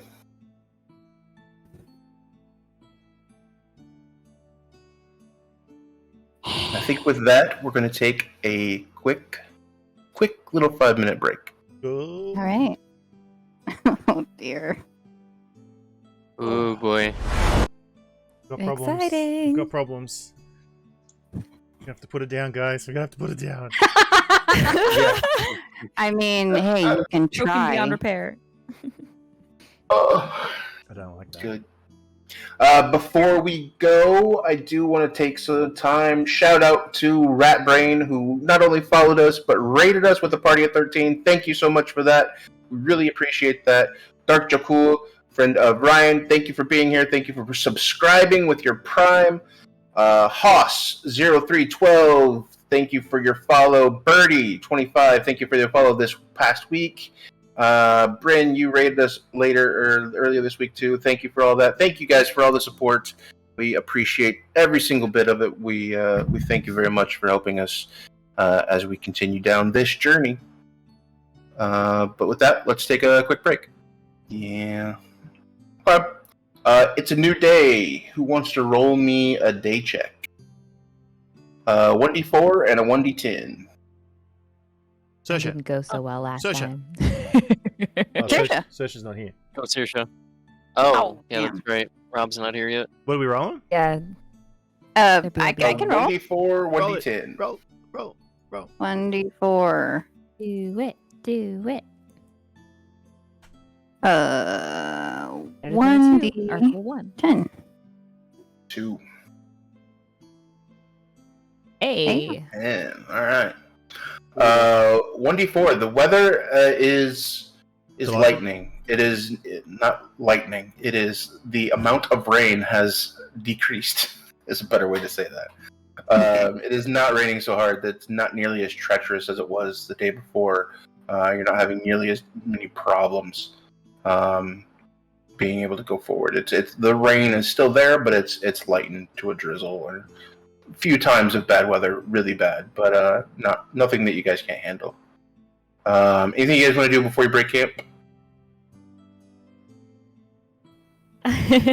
Emmy is gathering her things and doing her best. Like, she's doing. Okay, here's a quick question. I guess technically, but also like in game speaking. For something that lasts only 1 minute, like Mage Hand, can you instantly recast it? The cantrip? Is there some kind of down period? No. It's a cantrip. It takes an action. It's 1 minute. No, you can repop it. If you have something in it, it would take time to repop it. So it would, it would take a second to kind of redo it. But So essentially, huge.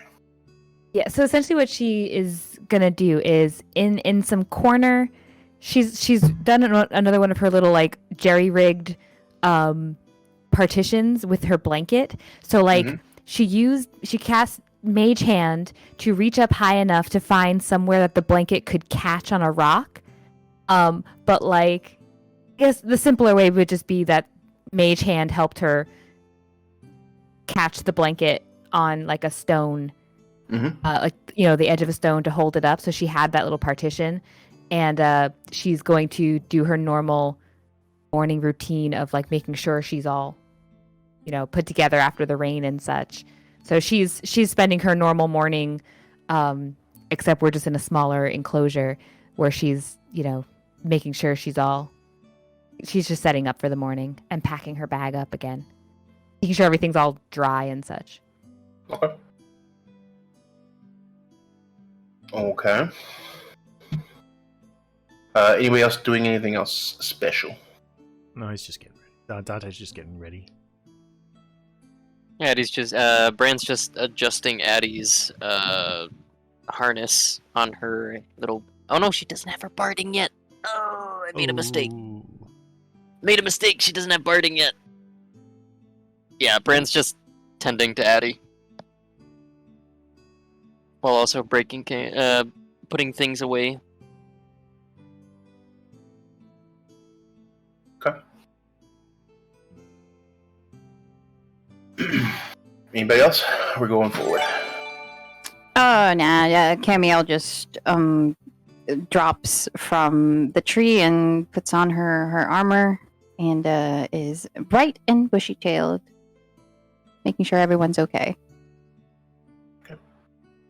Yeah, I imagine it's a slightly uncomfortable sleep if we're all on like rocks and such in this little overhang.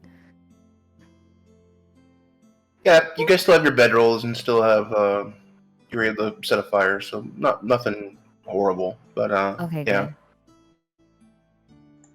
I imagine Saoirse, got up and just stretched, feeling somewhat refreshed. She's like, oh, I just love the pitter-patter of rain to fall asleep to. And then does a quick turn and cracks her back. You just hear this pop. Oh, that's even better.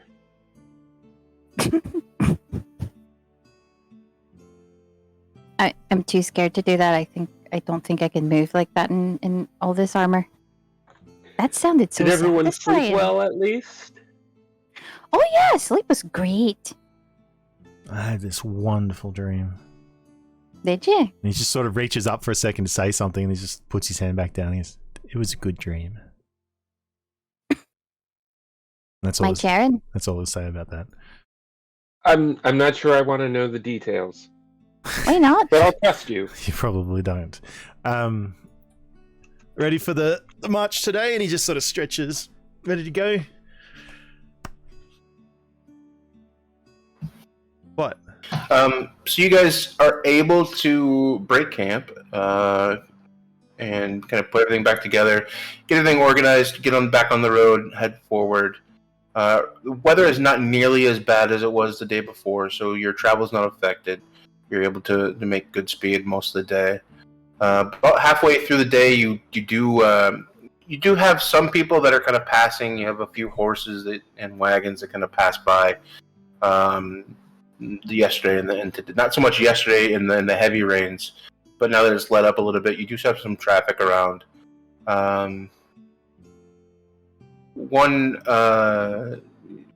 You're kind of by yourself for a little bit on this path on part of the main road.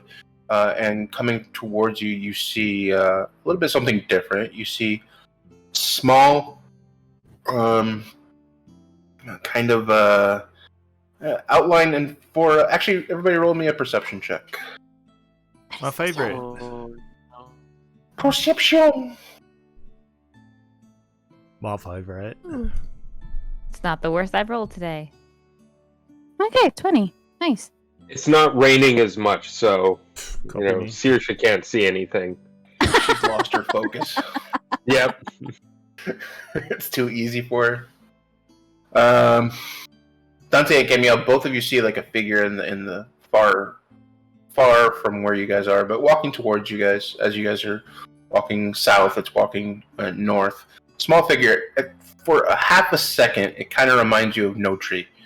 Same kind of build, very small, very small, larger ears, walking towards you. As he gets closer, you see that he's got a pack, and he's holding. He's got a pack that kind of goes up and over, creating almost like an umbrella that's over that. If you've ever played Breath of the Wild, like a beetle kind of a pack where he's got it full of stuff, and it kind of there's part of it that kind of hangs over his head and drops out like a overhang in front of him, with things dangling off of it. He has in his hands, he's got a couple of sticks, long sticks with animals that have look like they've been cooked. Taking a look at this, you see that it's one of them is a rat, one of them is a squirrel, one of them you can't really tell what it is. It's just like a hunk of meat of some sort. And as you guys are ready to pass, he kind of moves his legs as fast as they can to kind of walk with you and kind of keep up with the front. Meat for sale! Meat for sale! Meat? What? Meat? Meat? Sale. Meat for sale! How long have you had that meat on your pack? Meat fresh? What? You see it as you guys are walking still. Are you guys walking or stopping? Camille's gonna stop. He'll kind of angle towards whoever's in the front and try to get him to stop throwing the meat, kind of waving it around in their face. Meat for sale! Have you never seen spoiled meat work its way through a group of people? It is horrific. Is it? No, still good! Still good! I don't know. I thank you for the offer, but I'll be fine. No meat? No meat. Thank you. Anybody else? Fran here generally has all the meat that we need. He supplies us with all the sausage we need. Can I do an insight check on this guy? Like, is he one of those like scammy kind of little creepy dudes, or is he like an honest little creepy dude? Roll an insight check. That is definitely an interesting perspective. He's creepy, but he's really nice. 23? No, he seems legit. He doesn't seem very well kept in his clothes. It looks kind of messed up a little bit. He looks kind of raggedy. Definitely not kind of put together himself. This looks like something that he's found and he's just trying to make a few copper on the side of the road, selling what he's caught. Actually, I want to give Camille him is... some money Oh, sorry. No, it's okay. It's okay. Well, yeah, Camille is just gonna kind of look at him. She feels bad, and she does see that the meat is awful, and she looks at Dante, and Dante's being Dante, you know, like upfront and very, very honest. And she just kind of yanks out her pouch and hands over 5 gold. Yeah, I think Emmy and Cam basically have the same idea and kind of simultaneously like pull out their gold, their money. It's like, oh, and it's she kind of like nods in agreement that this is a good idea. He clearly needs help. He holds out his hand, and as you both kind of put money in his hand, he looks at his hand. Do you get 5 gold too? I was trying to go back and find how much money I had. I think I have plenty to do that. Oh, there it is, inventory. Yes, I will give him 5 gold as well. You see his eyes kind of light up really, really big as you guys do this. He goes, here, meat free. Meat, yeah. No, He starts taking his that's pack all right. off. He starts taking his pack off. He's going through, what else can I give? This is too much. I'm not running No. charity here. And he goes through and starts pulling it out. Blanket. It's got holes, No. but that's okay. That No, stain was not me. And pulling out. Dante's Pulling out more. Dante's just shaking his head. It's totally okay. We don't need anything from you, but you seem like you need... Stick! I found best stick in world. Best stick in world. Here you He go. accepts the That's- stick just to help Wait, calm him. wait. Takes a stick, breaks it in half. Best stick in the world. Both of you get best stick in the world. Oh, Gives back stick to you. There we go. Thank you. Starts packing his stuff, putting it back into the bag. I want to Actually, ask. do you mind actually giving us a bit of information of this location? Information? Sure. Mhm. What do you know? What do you want from no? And she looks over at Emmy, and then she looks over at everyone else. What's your name, first of all? Well, actually, yes. What is your name, good sir? My name? Mhm. Gimbo. Nice to meet you, Jimbo? Gimbo. Gimbo. Oh, what an exotic name. Mm. You hungry? No, I have rat. I have squirrel. Would you like some fruit? Some sausage? Fruit? Mhm. Fruit? Oh, Cam, he don't know about fruit. You should definitely give him some. Oh, don't get his Here, hopes up. here. Shush. Why? Look at him. Your name? Yeah, but your name Shush, meant you're going to Dante. keep it. You're going to take it with you. What's like? It's not an animal. It's They kind of... Me? I name me. she basically not punches, but kind of like playfully smacks the side of Dante's arm. Shush. He just rolls his eyes and just walks off. Just turns away. Best part of stick you can hit him with. No, It is the best thing in the world. It is the best stick in the world, so therefore we're not going to be hitting people with the stick. Hitting stick was fun. Don't Lots of uses tempt for me. Sticks. But is there a place near here that maybe we can settle down in, or like a town or a settlement maybe? Village for... yeah.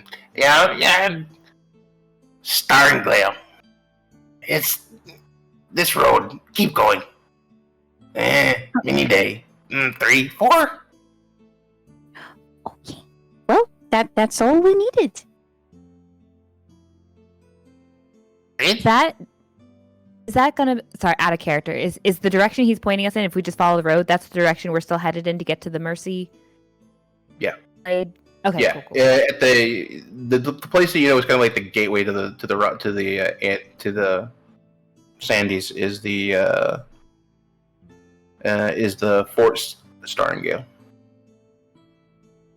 Okay. That's the biggest settlement that is north of the mountains that people are using to get passage through.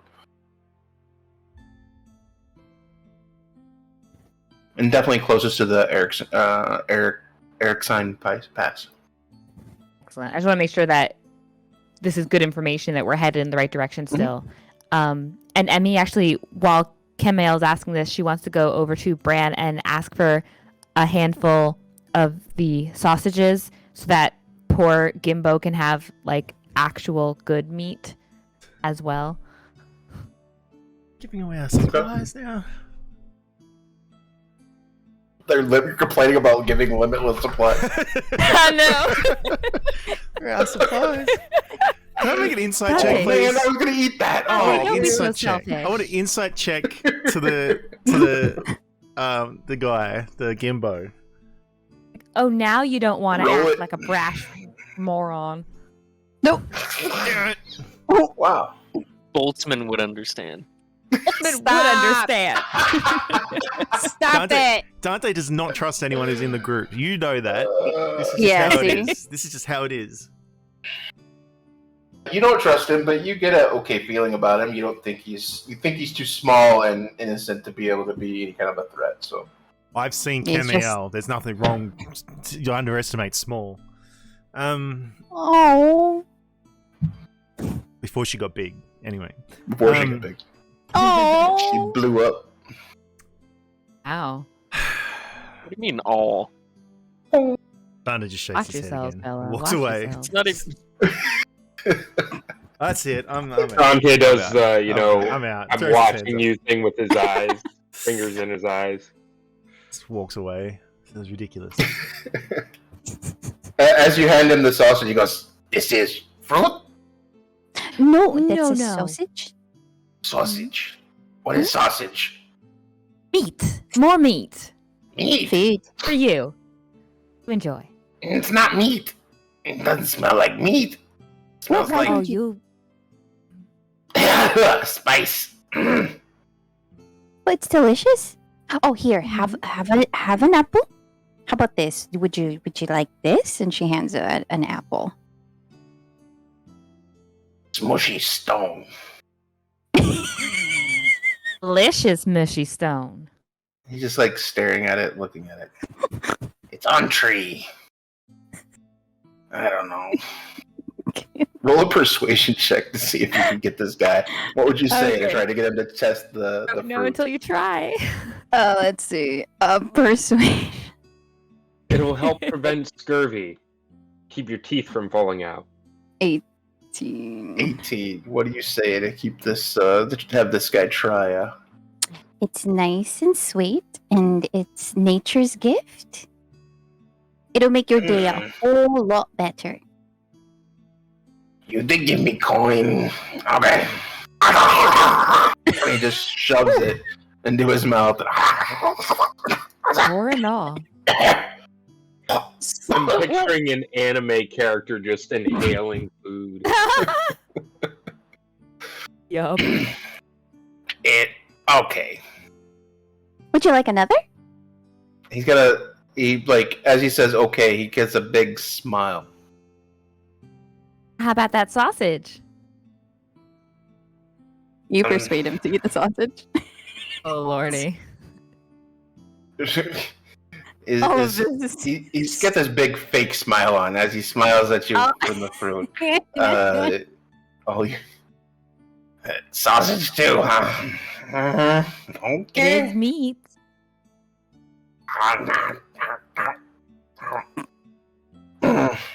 Yay.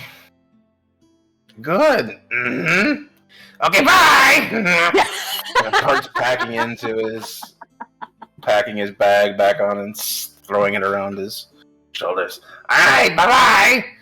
Bye-bye, Gimble, go now! Alright, bye-bye! No, bye-bye! And he just kind of nods after him and looks over at Cam, and she's like, "We did a good thing here today, didn't we?" I don't think that's what happened. I think we were just way too Gullible.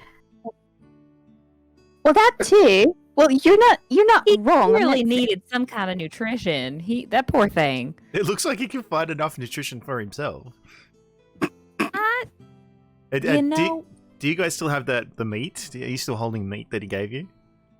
No, he never gave I didn't us take meat. any meat. Oh, okay, cool. Because he was going to slap it out of your hand. Don't eat that. Just an awesome stick. I have the greatest stick in the world, and I'm certain I can figure out some good uses for it. She says she kind of like tucks it into a pocket in her skirt. Maybe we can give it to Boltzmann. You could do something special with it. I'm sure he'd be able to. No. Cameo just kind of grins and has this like really cheeky grin and walks off. He's actually And waving he actually makes around a the note. lipstick. Emmy makes a note in her grimoire of the new perspective she has on how one describes an apple, and wonders if that's helpful for her in how to break down further composition of other things like Oh my god. apple, soft, stony, nutritional value, da-da-da, and she's like jotting things down while she walks. Could help with cultural barriers for non-similar speaking groups of people. There you go. See what happens when you don't just murder things? I don't murder. Thank you very much. Mm-hmm. Not for a while, anyway. I haven't done that. It's been a long time. Tell it to the ooze, Dante. Tell it to the ooze. It was. Bran It ripped passes my by and face off, Emmy. Uh-huh. clicks his tongue at Dante sarcastically. Does you a favor. Does you a favor and you kill it. Does me a All right. favor. What? Would the both of you just stop it? It's been a day, Emmy. It was and is, and it almost got rid of his beautiful moneymaker. Of course, he's gonna be a little mad. Science, Cam. It's for Who science. cares about science when there's magic? I care about both. Thank you very much. It's very Well, if interesting. it's not part of nature, it doesn't belong. It's supposed to die. There you go. It's not natural. Well then, and Emmy actually shuts her grimoire like with a snap and starts walking swiftly ahead. As Cameo swiftly as just- she can through what's left of the mud. No, come on. She probably already took care of that.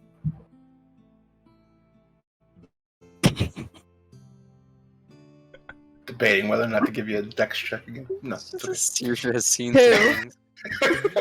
I'm picturing Emmy I'll goes do another to dex check. talk off. And No. We're good. I'll fall Face flat on my first face into the trying to make mud. a grand exit. Turns around. a miffed grand exit. You guys continue down the road. You guys are able to go through a full day. We're gonna speed up the travel a little bit. Just give me 1d4, and that'll be for the next 2 days. All right, someone do it. Sasha, Sirja. Trisha. the tracker. Working on it. Let's see.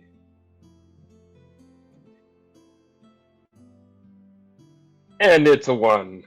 It's the best number. So for the next 2 days, you guys still continue through this. The rain. The rain Oh, has no. slowed you to half speed. You guys continue to need extra time as you continue to go forward. You spend 2 days kind of taking it very easily going forward down the main road. As we get more and more south, this main road is less like anything that you've seen in north, and becomes a little bit degraded and just becomes cleared of trees at some points. But not, there's some roads in northern Alma that are paved and nice and smooth and cobbled the entire way and paved out quite nicely. These are not like that at all. These are definitely much more rough and much harder to traverse. So as you continue in this next 2 days, I would say you would have some issues in the rain. Roll me one more perception check. I won't do it for both days. Just one perception check, Emmy, to see if you can Okay. catch yourself in the mirror. Okay. Bless your rolls. Oh, there you go. 21. Okay. I would say, Dante, roll and see if you can get a higher with your perception. Okay. That's from like Battle of my perception. history. Since because he was Oh. Oh, No. Wow. Oh my gosh. rip. I knew this. Okay, would I'm gonna come. whisper one thing. Yep. I'm gonna whisper one more thing to Thumper. Dante's just like every time it starts pouring down with rain and Emmy starts fussing, he kind of glances over. It's just every now and then, just sort of just like glancing just to have a look, just to see if he can see what he saw before.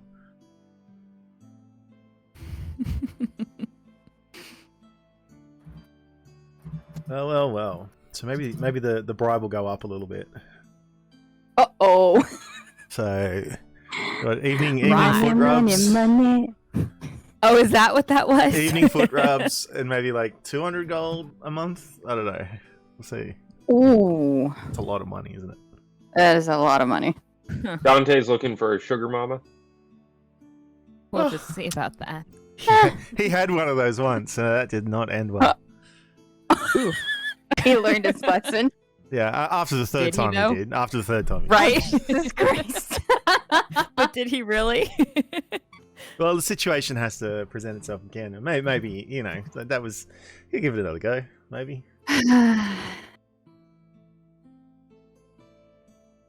Hey, I gotta get some names off here because I'm gonna start doing some background writing again. Liv Liguria was the girl from... Is the librarian, wasn't she? Yes. Yes. Yeah. That Alright, cool. wanted to be, wanted Adventurer. to be around nature and ended up at the Volks Point Owlbear Reserve. Good on her.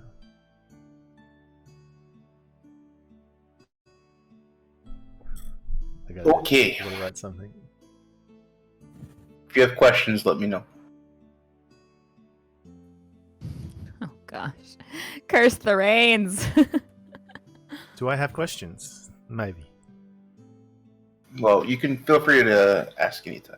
We'll move forward unless you have something that's to fine. say. That's fine. No, we'll at keep the going. moment. Dante wouldn't say anything. He'll just make a note to himself. Okay. Okay.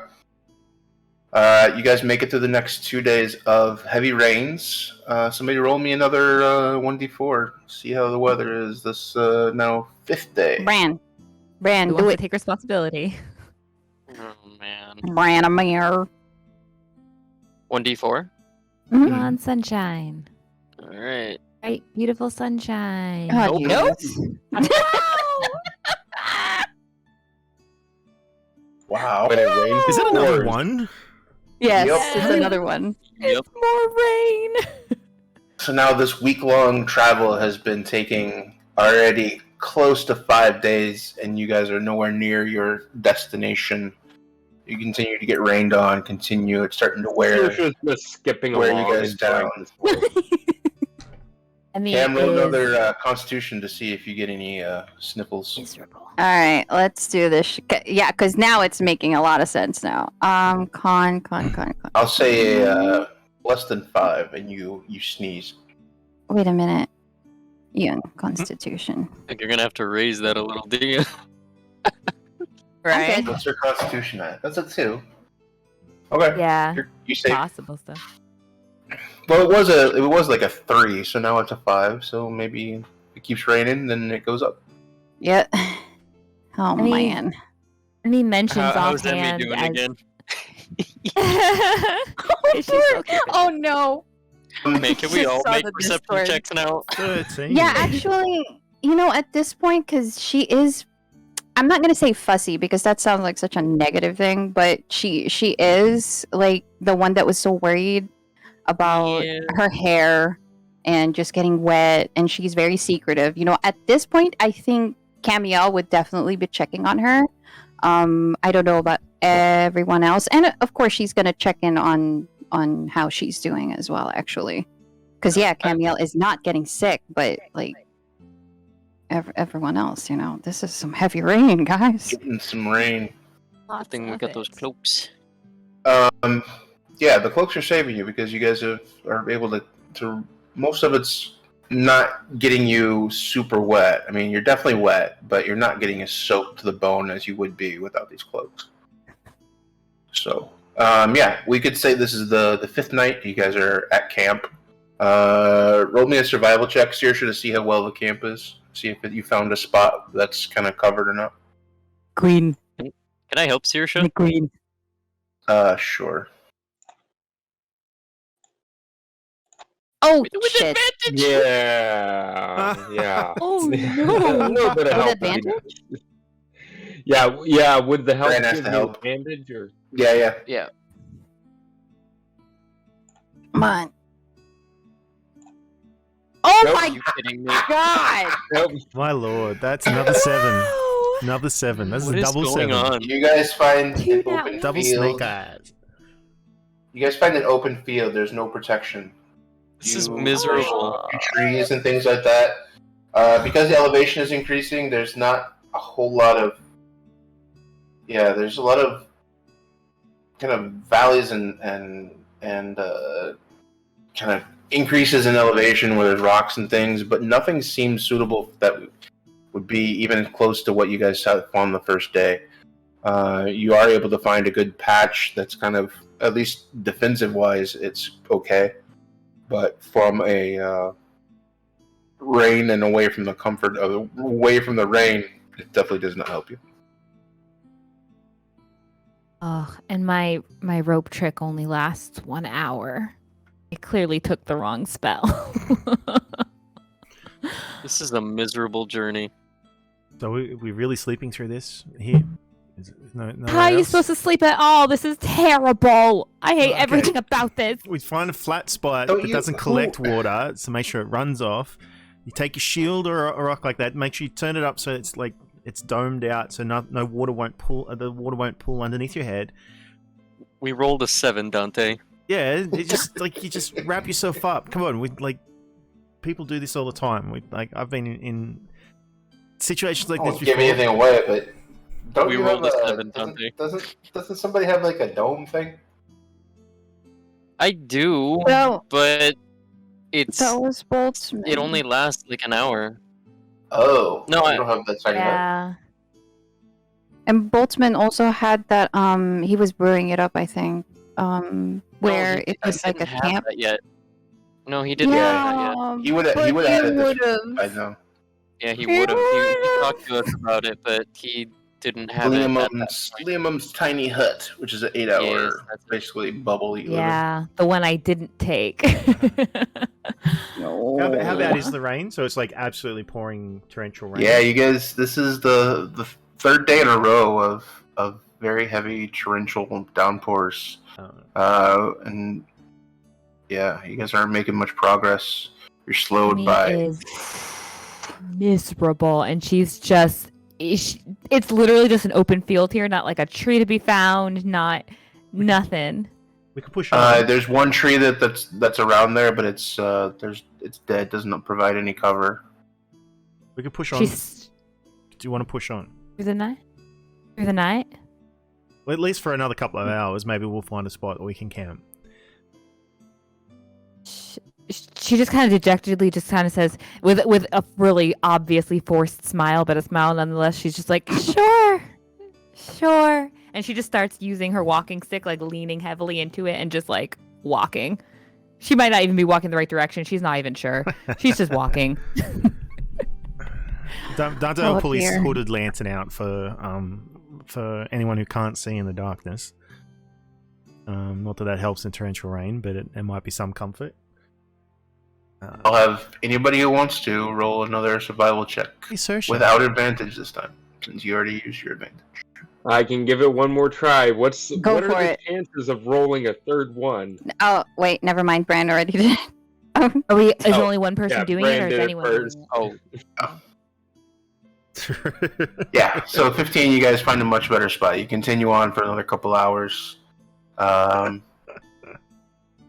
It is dark. There are times when the water over the past couple of days is starting to wash out parts of the main road. You can see almost looks like, because it's the only smooth unhindered path, they can almost see almost like a river coming down the path that you guys are trying to climb up. And it's very dangerous at times, but you guys continue forward. You do find a better spot. The 15, you do find a place. You find a glade of trees that kind of give you a little bit of cover, at least not pounding on you throughout the entire night. It's got enough cover so that the rain wasn't going to bother you so much. Dante would have dropped back to help Emmy, who was probably struggling. Let's face it. Yes, So she's not in the right mindset. Yeah, he would have dropped back to help her. Well, the others find the place to stay. Well, this is fun. So, do we cuddle up again this time? Do we actually, or do you want to build a big fire? No one wanted to cuddle last time, so you know what? I'm just gonna find a tree and sleep in it. The rest of you can go cold. Okay. Thanks, Captain. He. Shush. Emmy's found a reasonable spot. She's done up her little jerry rig, and she just kind of collapses against the tree and just like hugs her knees, with her cloak and blanket just like pulled up over her. Like she's not even mentally prepared to do anything for the night, and she just assumes she'll handle what she needs to handle in the morning. Yeah, Camille sees this and she kind of like there's a forced smile on her face as she's removing her armor, and she looks around for anyone else who's seeing this poor woman just curled up by the tree. Does anyone else see it, or is it just Camille being nosy? Dante would just. No. I would say it's a high DC. If you guys want to roll a perception check, actually roll. Yep. Roll first your perception check to see if you can tell yours. If you can Okay. fix it before anybody sees something. Oh shoot! I forgot to. Dang it. Damn it. Your perception okay. is 23, so somebody's going to beat a 23. For me. No. Oh, That's,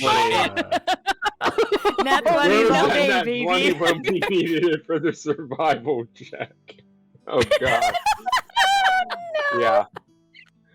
And she uses it to be girly for once. Okay. Let me. Oh my gosh. This has been a heck of a journey, hasn't it?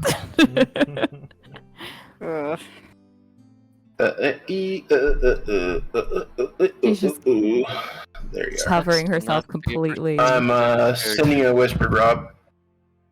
Okay. Bran, strip your armor off. Come on, let's go. Back to back. Cuddle time. Back to back. Come on. Oh, jeez.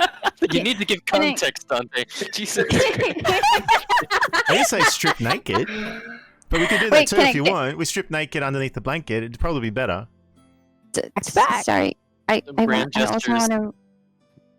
Sorry. I want to roll perception. As you guys keep going, I'm gonna roll perception too. Yeah, I told everybody to do it. Nope. Yeah. You Come did on. not Sorry, go beat on. the 23. The girls will probably be uncomfortable with the guys, but it's cold. Let's go. Bran gestures to Addie, who is snuggled on Bran's lap. Perfect. Cuddle party. He's not taking no for an answer, Brad. Just do it. I'm cold, Bran. Come on. It's Hey, no time. means no. It's cuddle time. It's all You gotta right. have We'll cuddle. consent. Addie can stay in the middle. No touching. It's okay. I know what you like. It's fine. Bran groans, but he kind of shuffles over to Dante, Yeah. dragging Addie with him. Find a nice spot where the rain doesn't collect. This is best. This is great. This brings back a lot of memories. Let's do this. You want to hold hands? Comfortable memories, but no. Just in case. Just No. it can be comforting. As Addie flops down, you hear a Hear what? Hear what? I think your mic. Oh, Oh. Cuts She's off at comfortable. That's good. much. just for clarification, that was a toot, or was that like Yes. actual shit? Addie. No. Addie farted. Just let one rip. That's the way. What are you Sausage feeding her, farts. Bran? Bran, that's sausages. Sausage fart. Sausages. Those Yeah. sausages Sausage that I farts. think That's I guess sausages. that's one way to stay warm. you could have. Well, Can we now wait a second? Can we now write the children's book? Give an owlbear sausage. When you give an owlbear a sausage. Yes. When you give an owlbear sausage, that's the children's book. That I we will need. happily add that to the lore of this world. Black Dragon I RPG. Good. will nice. write the real book. I'll illustrate it. There Let's you do go. it. We'll sell it on a website. Hell yeah. God damn. I would say so, Moose. I would say with Emmy's perception over 20, I don't know. She might notice Saoirse do a double take.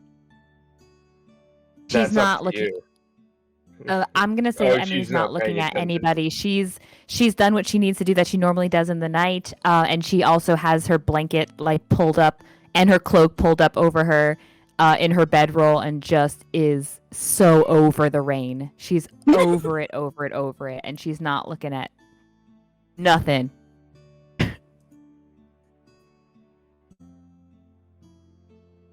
Yeah. Saoirse would quickly scan the group, see if anybody else appeared to notice, and then she would sidle up to Emmy and help kind of wrap her cloak around Emmy to give her some extra warmth.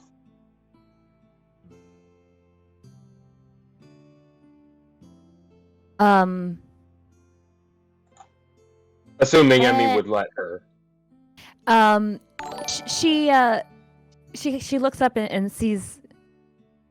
She knows Saoirse's coming. I guess I should mention she also puts up her alarm spell. So she looks up, so she's already looking by the time Saoirse comes around. And yeah, she'll accept the blanket, but not the. She's not gonna let her like touch her.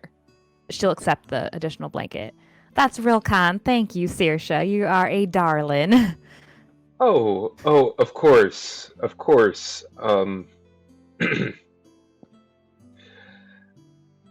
And then Saoirse would say, you may want to double check your clothes to make sure that everything is covered. And she starts to kind of look over herself and just like fluffs her skirts and tugs her gloves and higher poofs her hair, and she gets her mirror and she just starts. Yeah, about right. Yeah. You may want to double check your. Yeah.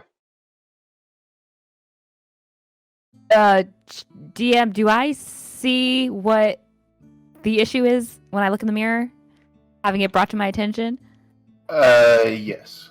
The hair is wet through all of this, and it's kind of the volume that you're used to having is not there, so it's kind of deflated. Son of a gun. And she just immediately just like tugs her hat further down. And Saoirse would do the lips sealed hand gesture. All right. Thanks. Okay. Good night. And she pulls the blanket over herself as well, and is just like furiously shoving her hat down, and it's just very awkward gestures, but she like shoos Saoirse away. Saoirse would leave her blanket for Emmy to keep herself wrapped up in. Emmy is just like freaking out. Silently freaking out.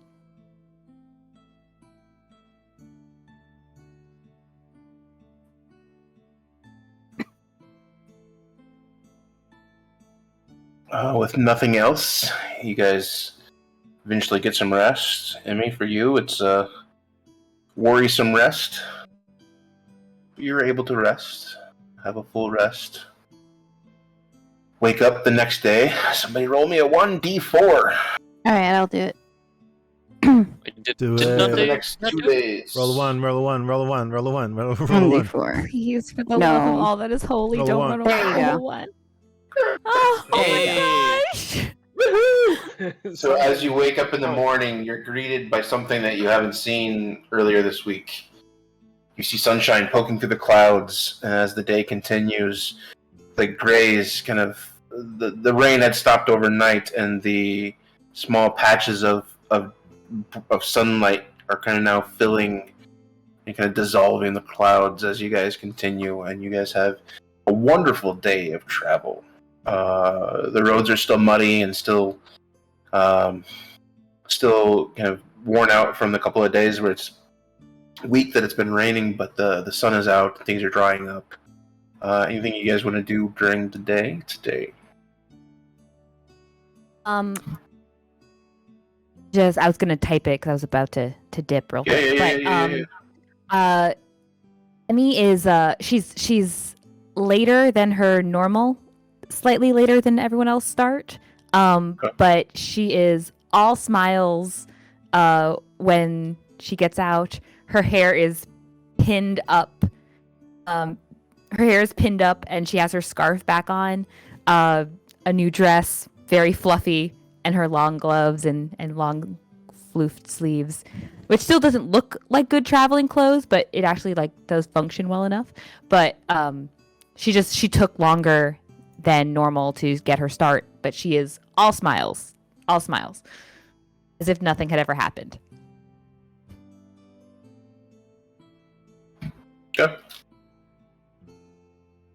I'll say that with the 4, you guys are able to make very good progress. The sun comes out, you guys are able to travel pretty quickly, and press even pretty good actually, and make up some of the time that you've lost. But yeah, you're able to travel fairly well. I'll say that's for the next 2 days. You guys are able to keep going, push forward. And we have 2 more days of travel if they're good.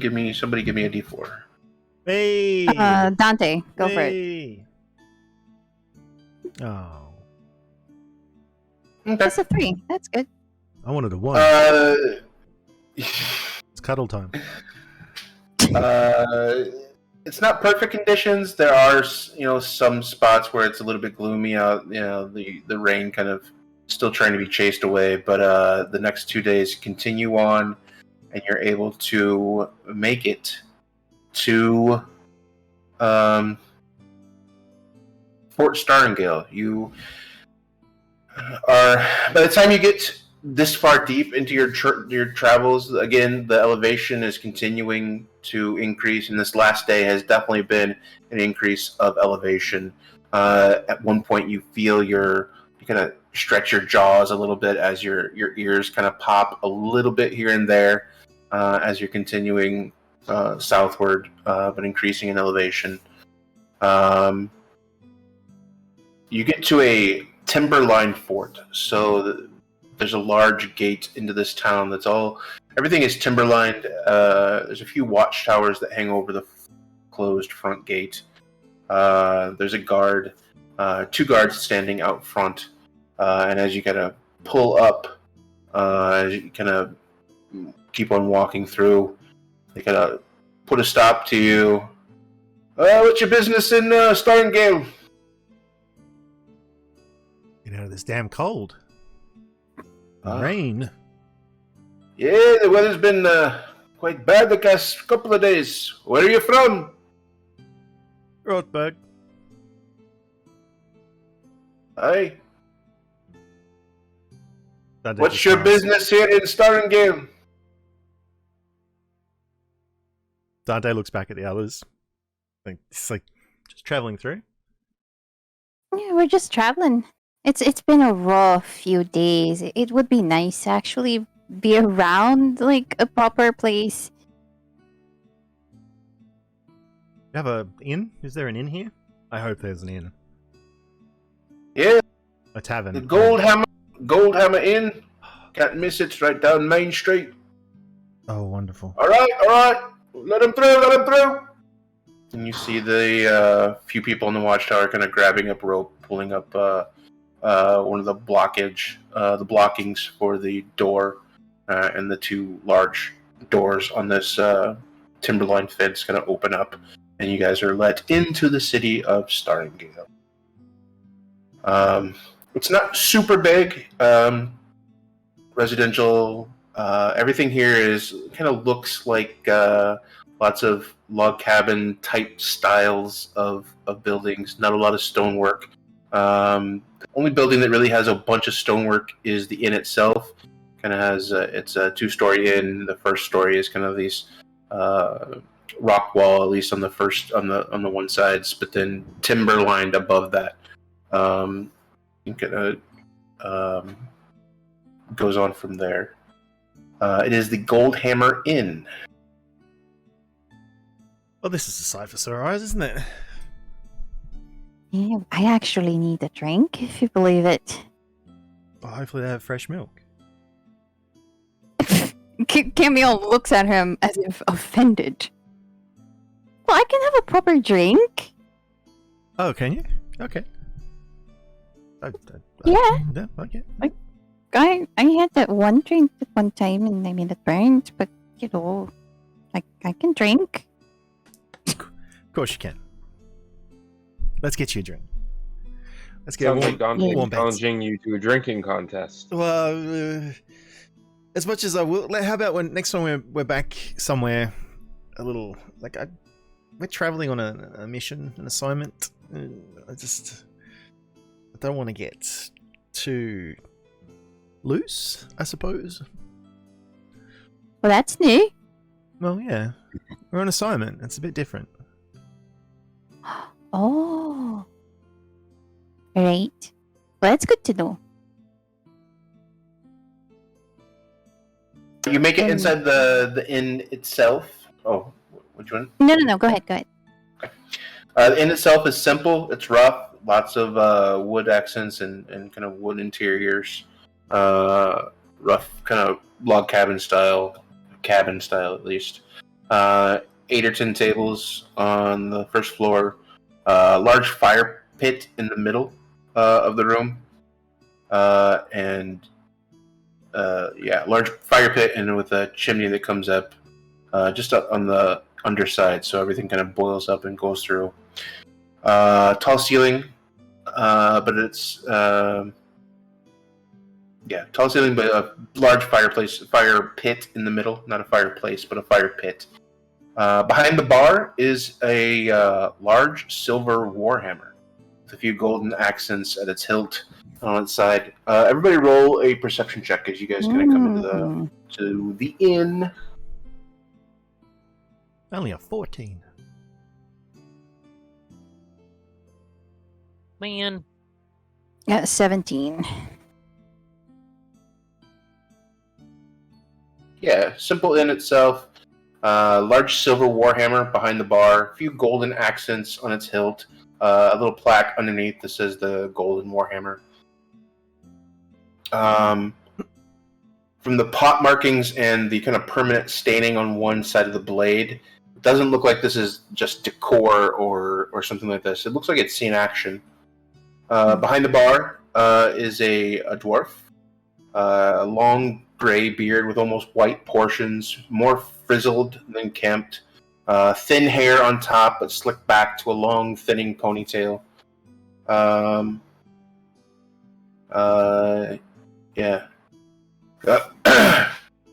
to the Gold Hammer, one-stop shop. Inn, supplies, food, drink. If you want it, I might have it. What can I do for you? Oh, you see him stop and kind of look over the crowd, over you guys, and he looks over at Bran. Oh, fellow hammer wielder, I see. Let me get you a warm ale to warm your guts from your travel. Bran smiles and Starts pouring an ale. Could Bran actually stop him before he does that? He's in the middle of doing it, but you can say something to him. Yeah, Bran would smile and he would kind of raise a hand, but also kind of tilt his body a little bit so he could show off a little bit more of his warhammer. But he stops the dwarf before he could pour the rest of the drink, and he just mentions a jug of milk would do just fine. You don't drink ale? Not anymore. Laid off of it. He lifts his already poured ale to you and see him chug it back. More for me. How can I help all of you?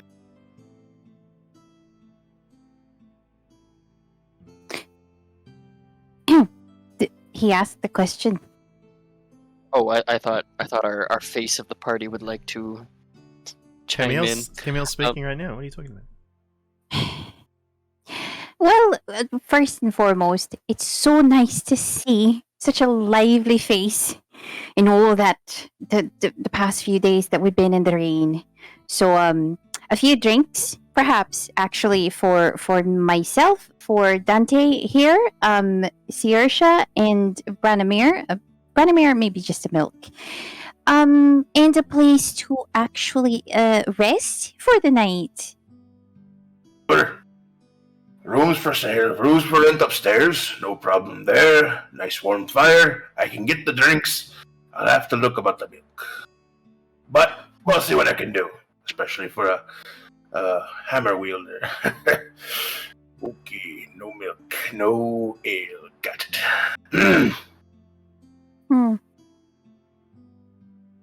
How about some water then? Just plain. We'll figure it out. You guys go have a seat. I'll bring you everything I can find. All right. Well, thank you. No problem. Before they sit down, could Bran actually approach the bartender or the Yeah, and you see actually- him pouring drinks as he got the order from everyone. But yeah, he's starting to work. Yeah, Bran would clear his throat first, as he's a bit rusty, but he has learned. One of his languages is actually Dwarvish. He will actually begin the conversation by asking the dwarf, "So, what's the story of the Warhammer over there?" You're asking in Dwarvish? In Dwarvish. He looks up. You need to work on your accent there, but yes, I was an adventurer at one time, a long time ago, but yes, many adventures with that. Many adventures, and as he's pouring the drinks and kind of putting them on the bar in front of you. Many adventures. What about you? Seen much action? Enough for one lifetime. He stopped speaking Dwarvish. Okay. He responded in Dwarvish, but then ended in Common. All right. Yeah, he would say what he did, and could Bran be able to inspect the Warhammer a little bit more closely now that he's a little closer to it? Yeah. You go ahead and make if you want to walk right up to it, then give me an investigation or a perception. Oh boy. Which is higher? Yeah. Yeah, she's a beaut. Saved me a bunch of times. Yes. Yep. Finally, thank God. So you do see a large silver warhammer. It is a little bit smaller than yours, actually, and it looks like it has the possibility. It looks like it's more of a one-handed weapon than a two-handed weapon. It looks like part of the end. It looks like it's been adjusted, either because of this the dwarf sight, or because of comfort, or because just the way he handles it. It's not just it's a little bit bigger than a one-handed, but not quite a two-handed as far as what you're used to seeing. Right. So it's a little bit shorter. It is silver, kind of chromed out, shined silver metal on most of it. Of probably steel. The 23, yeah, you do the chemical composition and find out it's a steel warhammer. And there are gold accents that do look legitimately gold and look like they're newer. So it looks like maybe when you retired it, you kind of had some things replaced so that it would look decorative and kind of fit into his theme here. Okay. Interesting. As you're gonna look at it, the dwarf goes, "My name's Higgins Goldhammer. That's the fitting, huh? What's your name, son?" Branimir. Branimir. Nice. And you kind of help me with these drinks, if you will, boy. And he points over to the other ones that are on the table still, and he kind of brings them over to the table. Let me go get your milk for a second. I'll be right back.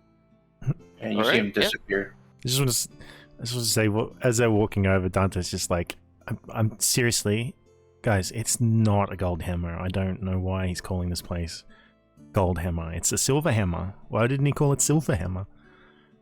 I don't get it. Maybe it was gold once. But Who it's knows? silver. It's silver now with gold Well, accents. it's a matter of perspective. Maybe it's not meant to look like gold, but to him it's gold. It's silver. He shuts up when the dwarf comes over. Yeah, he comes back. He does find a thing of milk. He does have some milk. Brings it over, a small little jug. It's the best I can do. You might want to smell it before you drink it. And he slams it down on the table. Whatever it is, it'll grow some hair on your chest. Well, yeah, Bran would definitely take that risk.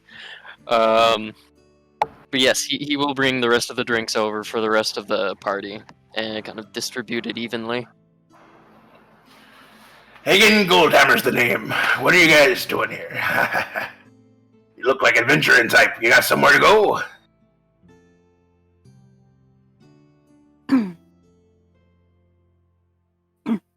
Dante sips his drink. Cameo.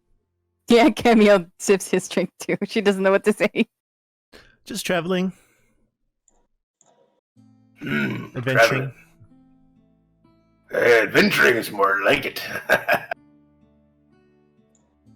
Oh, Emmy drinks milk as well. She's gonna risk it. Yeah. Yeah, we're just wondering. We're looking for adventure, so to speak. Nothing. I've got a story if you've got one. What's your, give me an adventuring story. It's been a long time since I heard one. A good one, at least. Bran has the best story about a dragon. Well, Dragon? I thought the succubus was the story that Bran liked to tell. no. The succubus was good. The dragon's even better. Succubus. It's true. Sure it was. Bran kind of like his brows furrow and a little bit of frustration in his face. Okay, just if he doesn't believe that, tell him about the dragon in Egypt. What would you believe a dragon? I believe in dragons. Big red Seen dragon. it with my own eyes. There's a white one, mean one, lives down here in the mountains. Oh, we're staying away from that. My accent is slowly devolving into crabs. Holy crap. Crab My people. dwarf has turned into Mr. Krabs. SpongeBob, me boy. It's my dollar, my boy. It's my millionth dollar. It's my lucky penny. Oh, My millionth Warhammer. Anyway, you had me confused there for a second too. I was like, whoa. Tell Like us my the- accent was getting all weird. Tell us the story in his accent now. My dwarf. I will, but it's going to be Mr. Krabs from now on, because that's what it's going to be. I remember this one time we were camping on the tree line, over the tree line, and then bandits snuck up into our camp, took off with me mate Moontree's coin pouch. We tracked those dirty whore knockers for 8 days through the mountains, and when we finally caught up to them, they were so tired of running, they just gave up, didn't put up a fight. I asked Moontree if they'd taken any money out of the purse, and that when that knack fart said both gold pieces were still in the pouch. I drank 15 gold of ale on that trip trying to stay warm, and another 10 to a healer to fix Moontree after. I smacked him in the head with my hammer so hard it knocked him out cold. Those were the days. I woke up with a tree humping my face. Sure you did, my boy. That's great. That's great. I love stories from the road. He almost just nearly had his face burnt off by an oozing creature. I got smacked by an ooze. Thanks. That's true. Yes. Cameo These are here the was good old burnt days. alive. Cameo was burnt No. alive. Cameo just forced a laugh and looks away. Just I participated in a fight club. That was fun. That was the best. Did you come out on top? Sadly, no. I was Almost. bested, but it was close. Dante It was has a close. laugh. Should have seen the other guy. Dante has a laugh because he almost came out on top, as far as he's concerned. Oh my god. She made a friend. Oh, I should it's also good make to a be point, done. like if owl bears are allowed in the establishment. He sees it because he sees it next to you, kind of behind you. She's kind of timid in nature anyway, at least around people, and because she's kind of with you and he kind of gets that connection, he does give it a look, but doesn't say anything about it. Ah, I've got one. We were tormented by mind flayers. See his laugh kind of slow on that one. Mind flayers.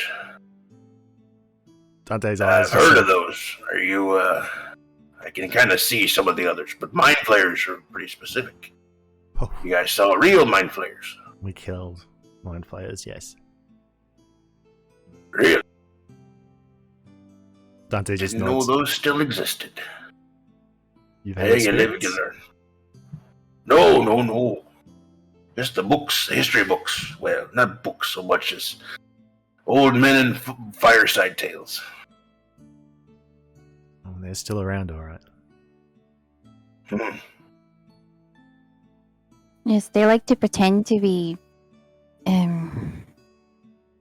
common people, I suppose, just selling potions and turning others into little mind flayers as well. So be aware. Dante's just nodding while Kamael says this. And then there are these ones that you can't look at and remember. They make you forget. Yes, that's true. I almost forgot about that one, actually. That's what they do. I know!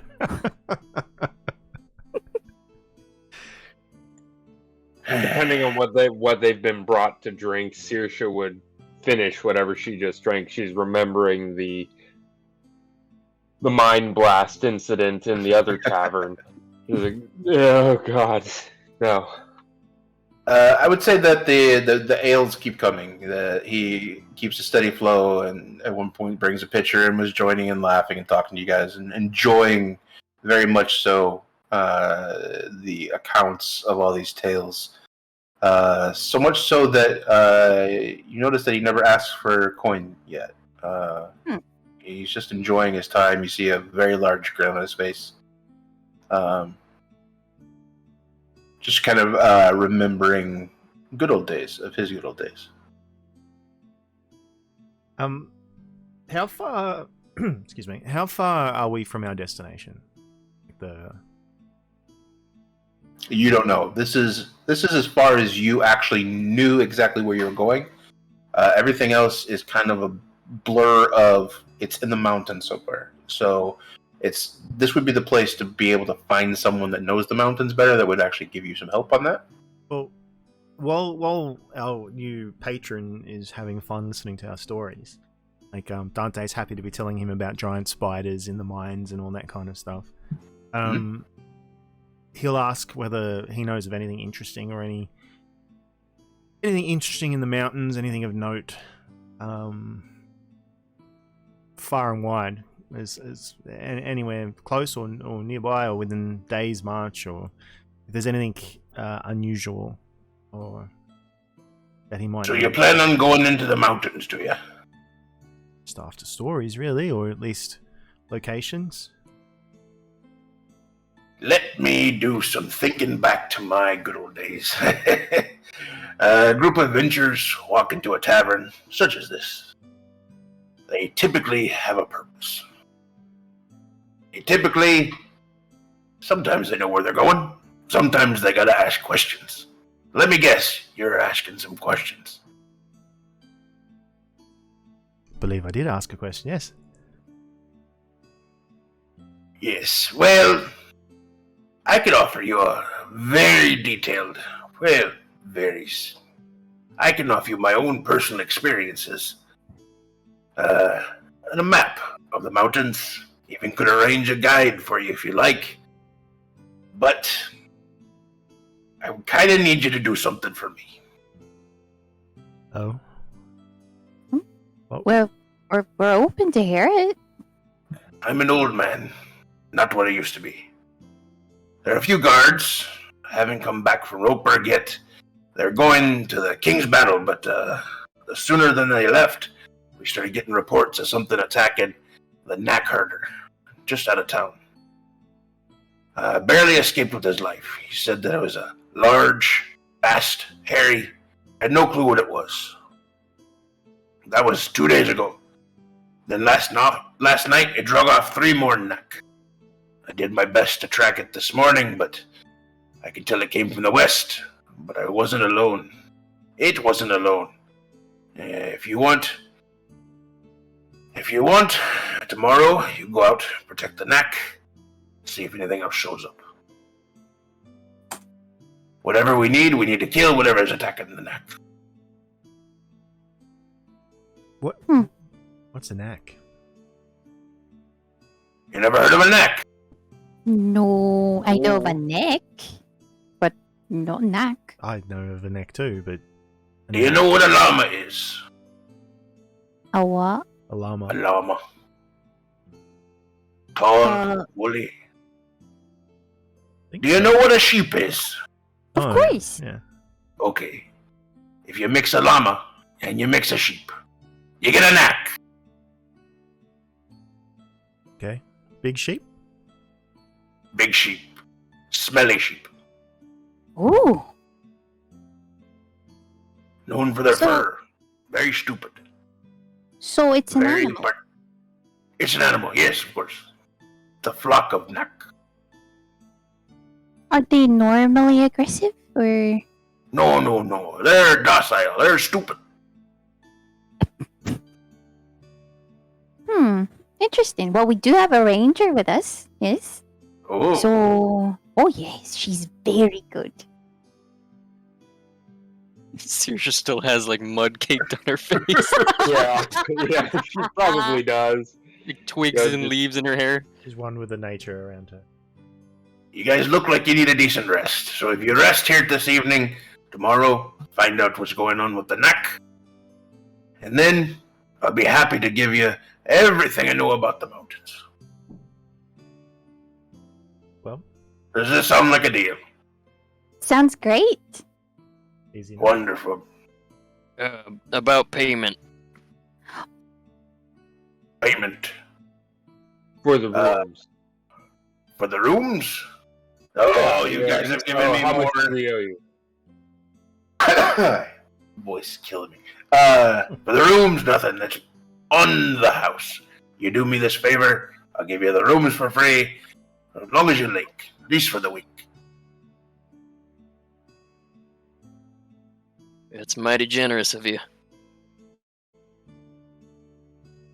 It's Are you good sure? to have some fresh blood here. I love the stories. Gets me excited. Dante steps back. Not that excited. Sounds easy enough. We go, guard a herd of knack, kill something, or drive it off, whatever is trying to eat the knack. Sure. Mm. Easy. It's probably a Yeah, bear. remember or one something. time- I remember one time, Moontree and me, there was a herd of knack that had gone missing. The whole thing was gone, and we had to climb up this hill. It was crazy adventure. It was a good time. Sounds He's fun. got leads back in his chair. It's very fun. Dante doesn't seem impressed, but that's fun. Are there any wolves around, perhaps, or maybe some bears? It could have been a wolf, but he said it was bigger. Well, Yeah, probably very not a bear because bears are not that fast. As you can Hmm. see, you've got one with you. Not the fastest creature. Oh, but she's so cute and she's so adorable, and she can be fast. She looks at Addie. If you dangle a sausage to a if you dangle a sausage to a fishing pole, maybe.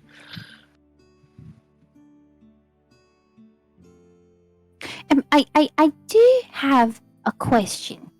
Our friend Dante here did say something. I just want to know. Hey, Why is it called the golden hammer if the hammer is not really gold? Well, the golden hammer is not the hammer. The golden hammer is me. Higgins' gold hammer. See, I told you it was a matter of perspective. Well, that makes sense. Like, it's you've got this hammer sitting above the counter, and it's just silver. And do you have a hammer I could buy from you? No. Well, then, shut up. God. Dante just Could drinks also his represent his golden years. Dante just drinks his ale. Rolls his eyes. I had it painted gold at one time, and it looked fake. That's the problem. So I just added a little bit of actual gold, and maybe you donate to the cause. I'd be happy to get a golden warhammer. Those things are freaking expensive. And heavy, I imagine. Not Yes. the best for fighting. Yes, that served me many a purposes. Saved my life. Save some knacks.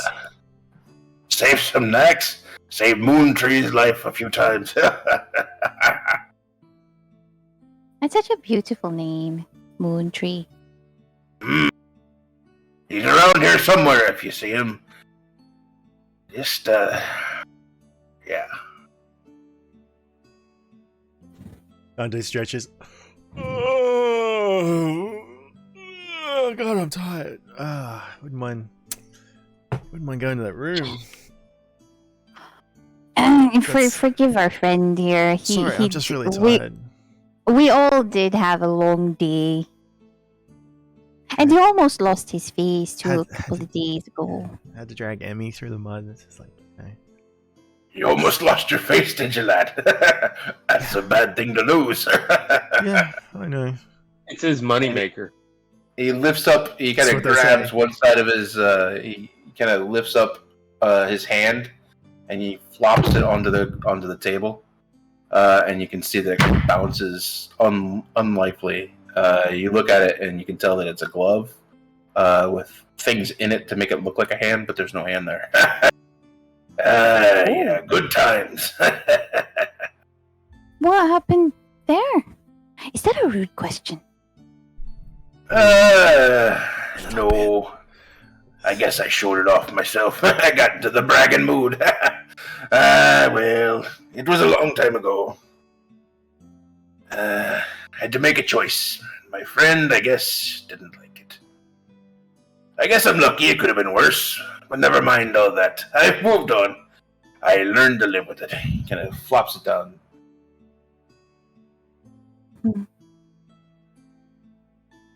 The room? Yes. Here you go. Enjoyed our time, and starts putting keys on the table. There's 3 keys. Very much appreciated. We'll take care of your problem tomorrow. You're very welcome. Alright, I think he needs a nap. Sorry, Don't mind him. I get a little grumpy when I haven't slept properly. He rolls his eyes again. He's usually very spirited and very fun, but it has been a rough few days, so yeah. I'm sure I'll be better in the morning. Alright, why don't you go get some sleep? Do you want to cuddle, Bran? Once is enough, Dante. I'll get you again. Dante actually will go up to his room, up to the room. If is it a single room or shared room? There's 3 rooms, so however you guys want to divvy that up. But we'll deal with that next time. Next time. That's where we're going to end it for this evening. Alright. Yeah. So, Before we head on out of here, I want to say thank you again to all of our support today. Very nice day here at Black Dragon RP. Mistress Tess with the follow. Michael, Lisa, Nork, I'm bad at names. Follow. And a raid of 8. Thank you very much for that raid. Thumper Knox gifted a 1 month tier 1 to CD8. Thank you for that. Ratbrain followed us. Ratbrain also hosted for the host of 13. Dark Jakul again with the Prime. This earlier. Haas 312. Thank you for the follow. Birdie25 again. And we appreciate all the follow, all the love today. It's really been a good day for us, so I appreciate everyone that's been a part of it. Really good day of RP and everything else. Thank you to all of our support. If you missed any of this episode, the VOD will be available immediately on Twitch, but they won't stay there forever. If you want to catch up to any of our previous episodes on the campaign, the link to our YouTube is below. Search Black Dragon RP, starting with 1 all the way up to 20. This is episode 28. We'll have the 27 and 28 up this week. Last thing before we go, I do want to take a moment, shout out our players. In the info box below, you'll see some links. Go check out these wonderful people. Some of them have links to their Twitter account, like RPG Theologian, Rob, who plays Saoirse, The Relentless Hunter, Aaron, who plays Branimir, some who stream on Twitch, like Thumper Knox, Ryan, who plays Dante, Yumi Segura, who plays Tony, who plays Camiel, and Brenna, who plays Emmy and streams on the Bren Nailed It channel. I'm Brad. I'm also known as Monocle Moose on all platforms. Go check us out. Please go to the info box below. Check out the links. Say hi to us there. This wraps up this episode from us. Thank you very much for being here. We will see you here again next week. Same time, same Twitch channel. Fridays at 9 Eastern. EST is the universal time that we use. So 9 a.m. Eastern. 8 a.m. Eastern, excuse me, on Fridays. So same time, same Twitch channel. We love you very much, and goodbye. Bye. Bye, everybody.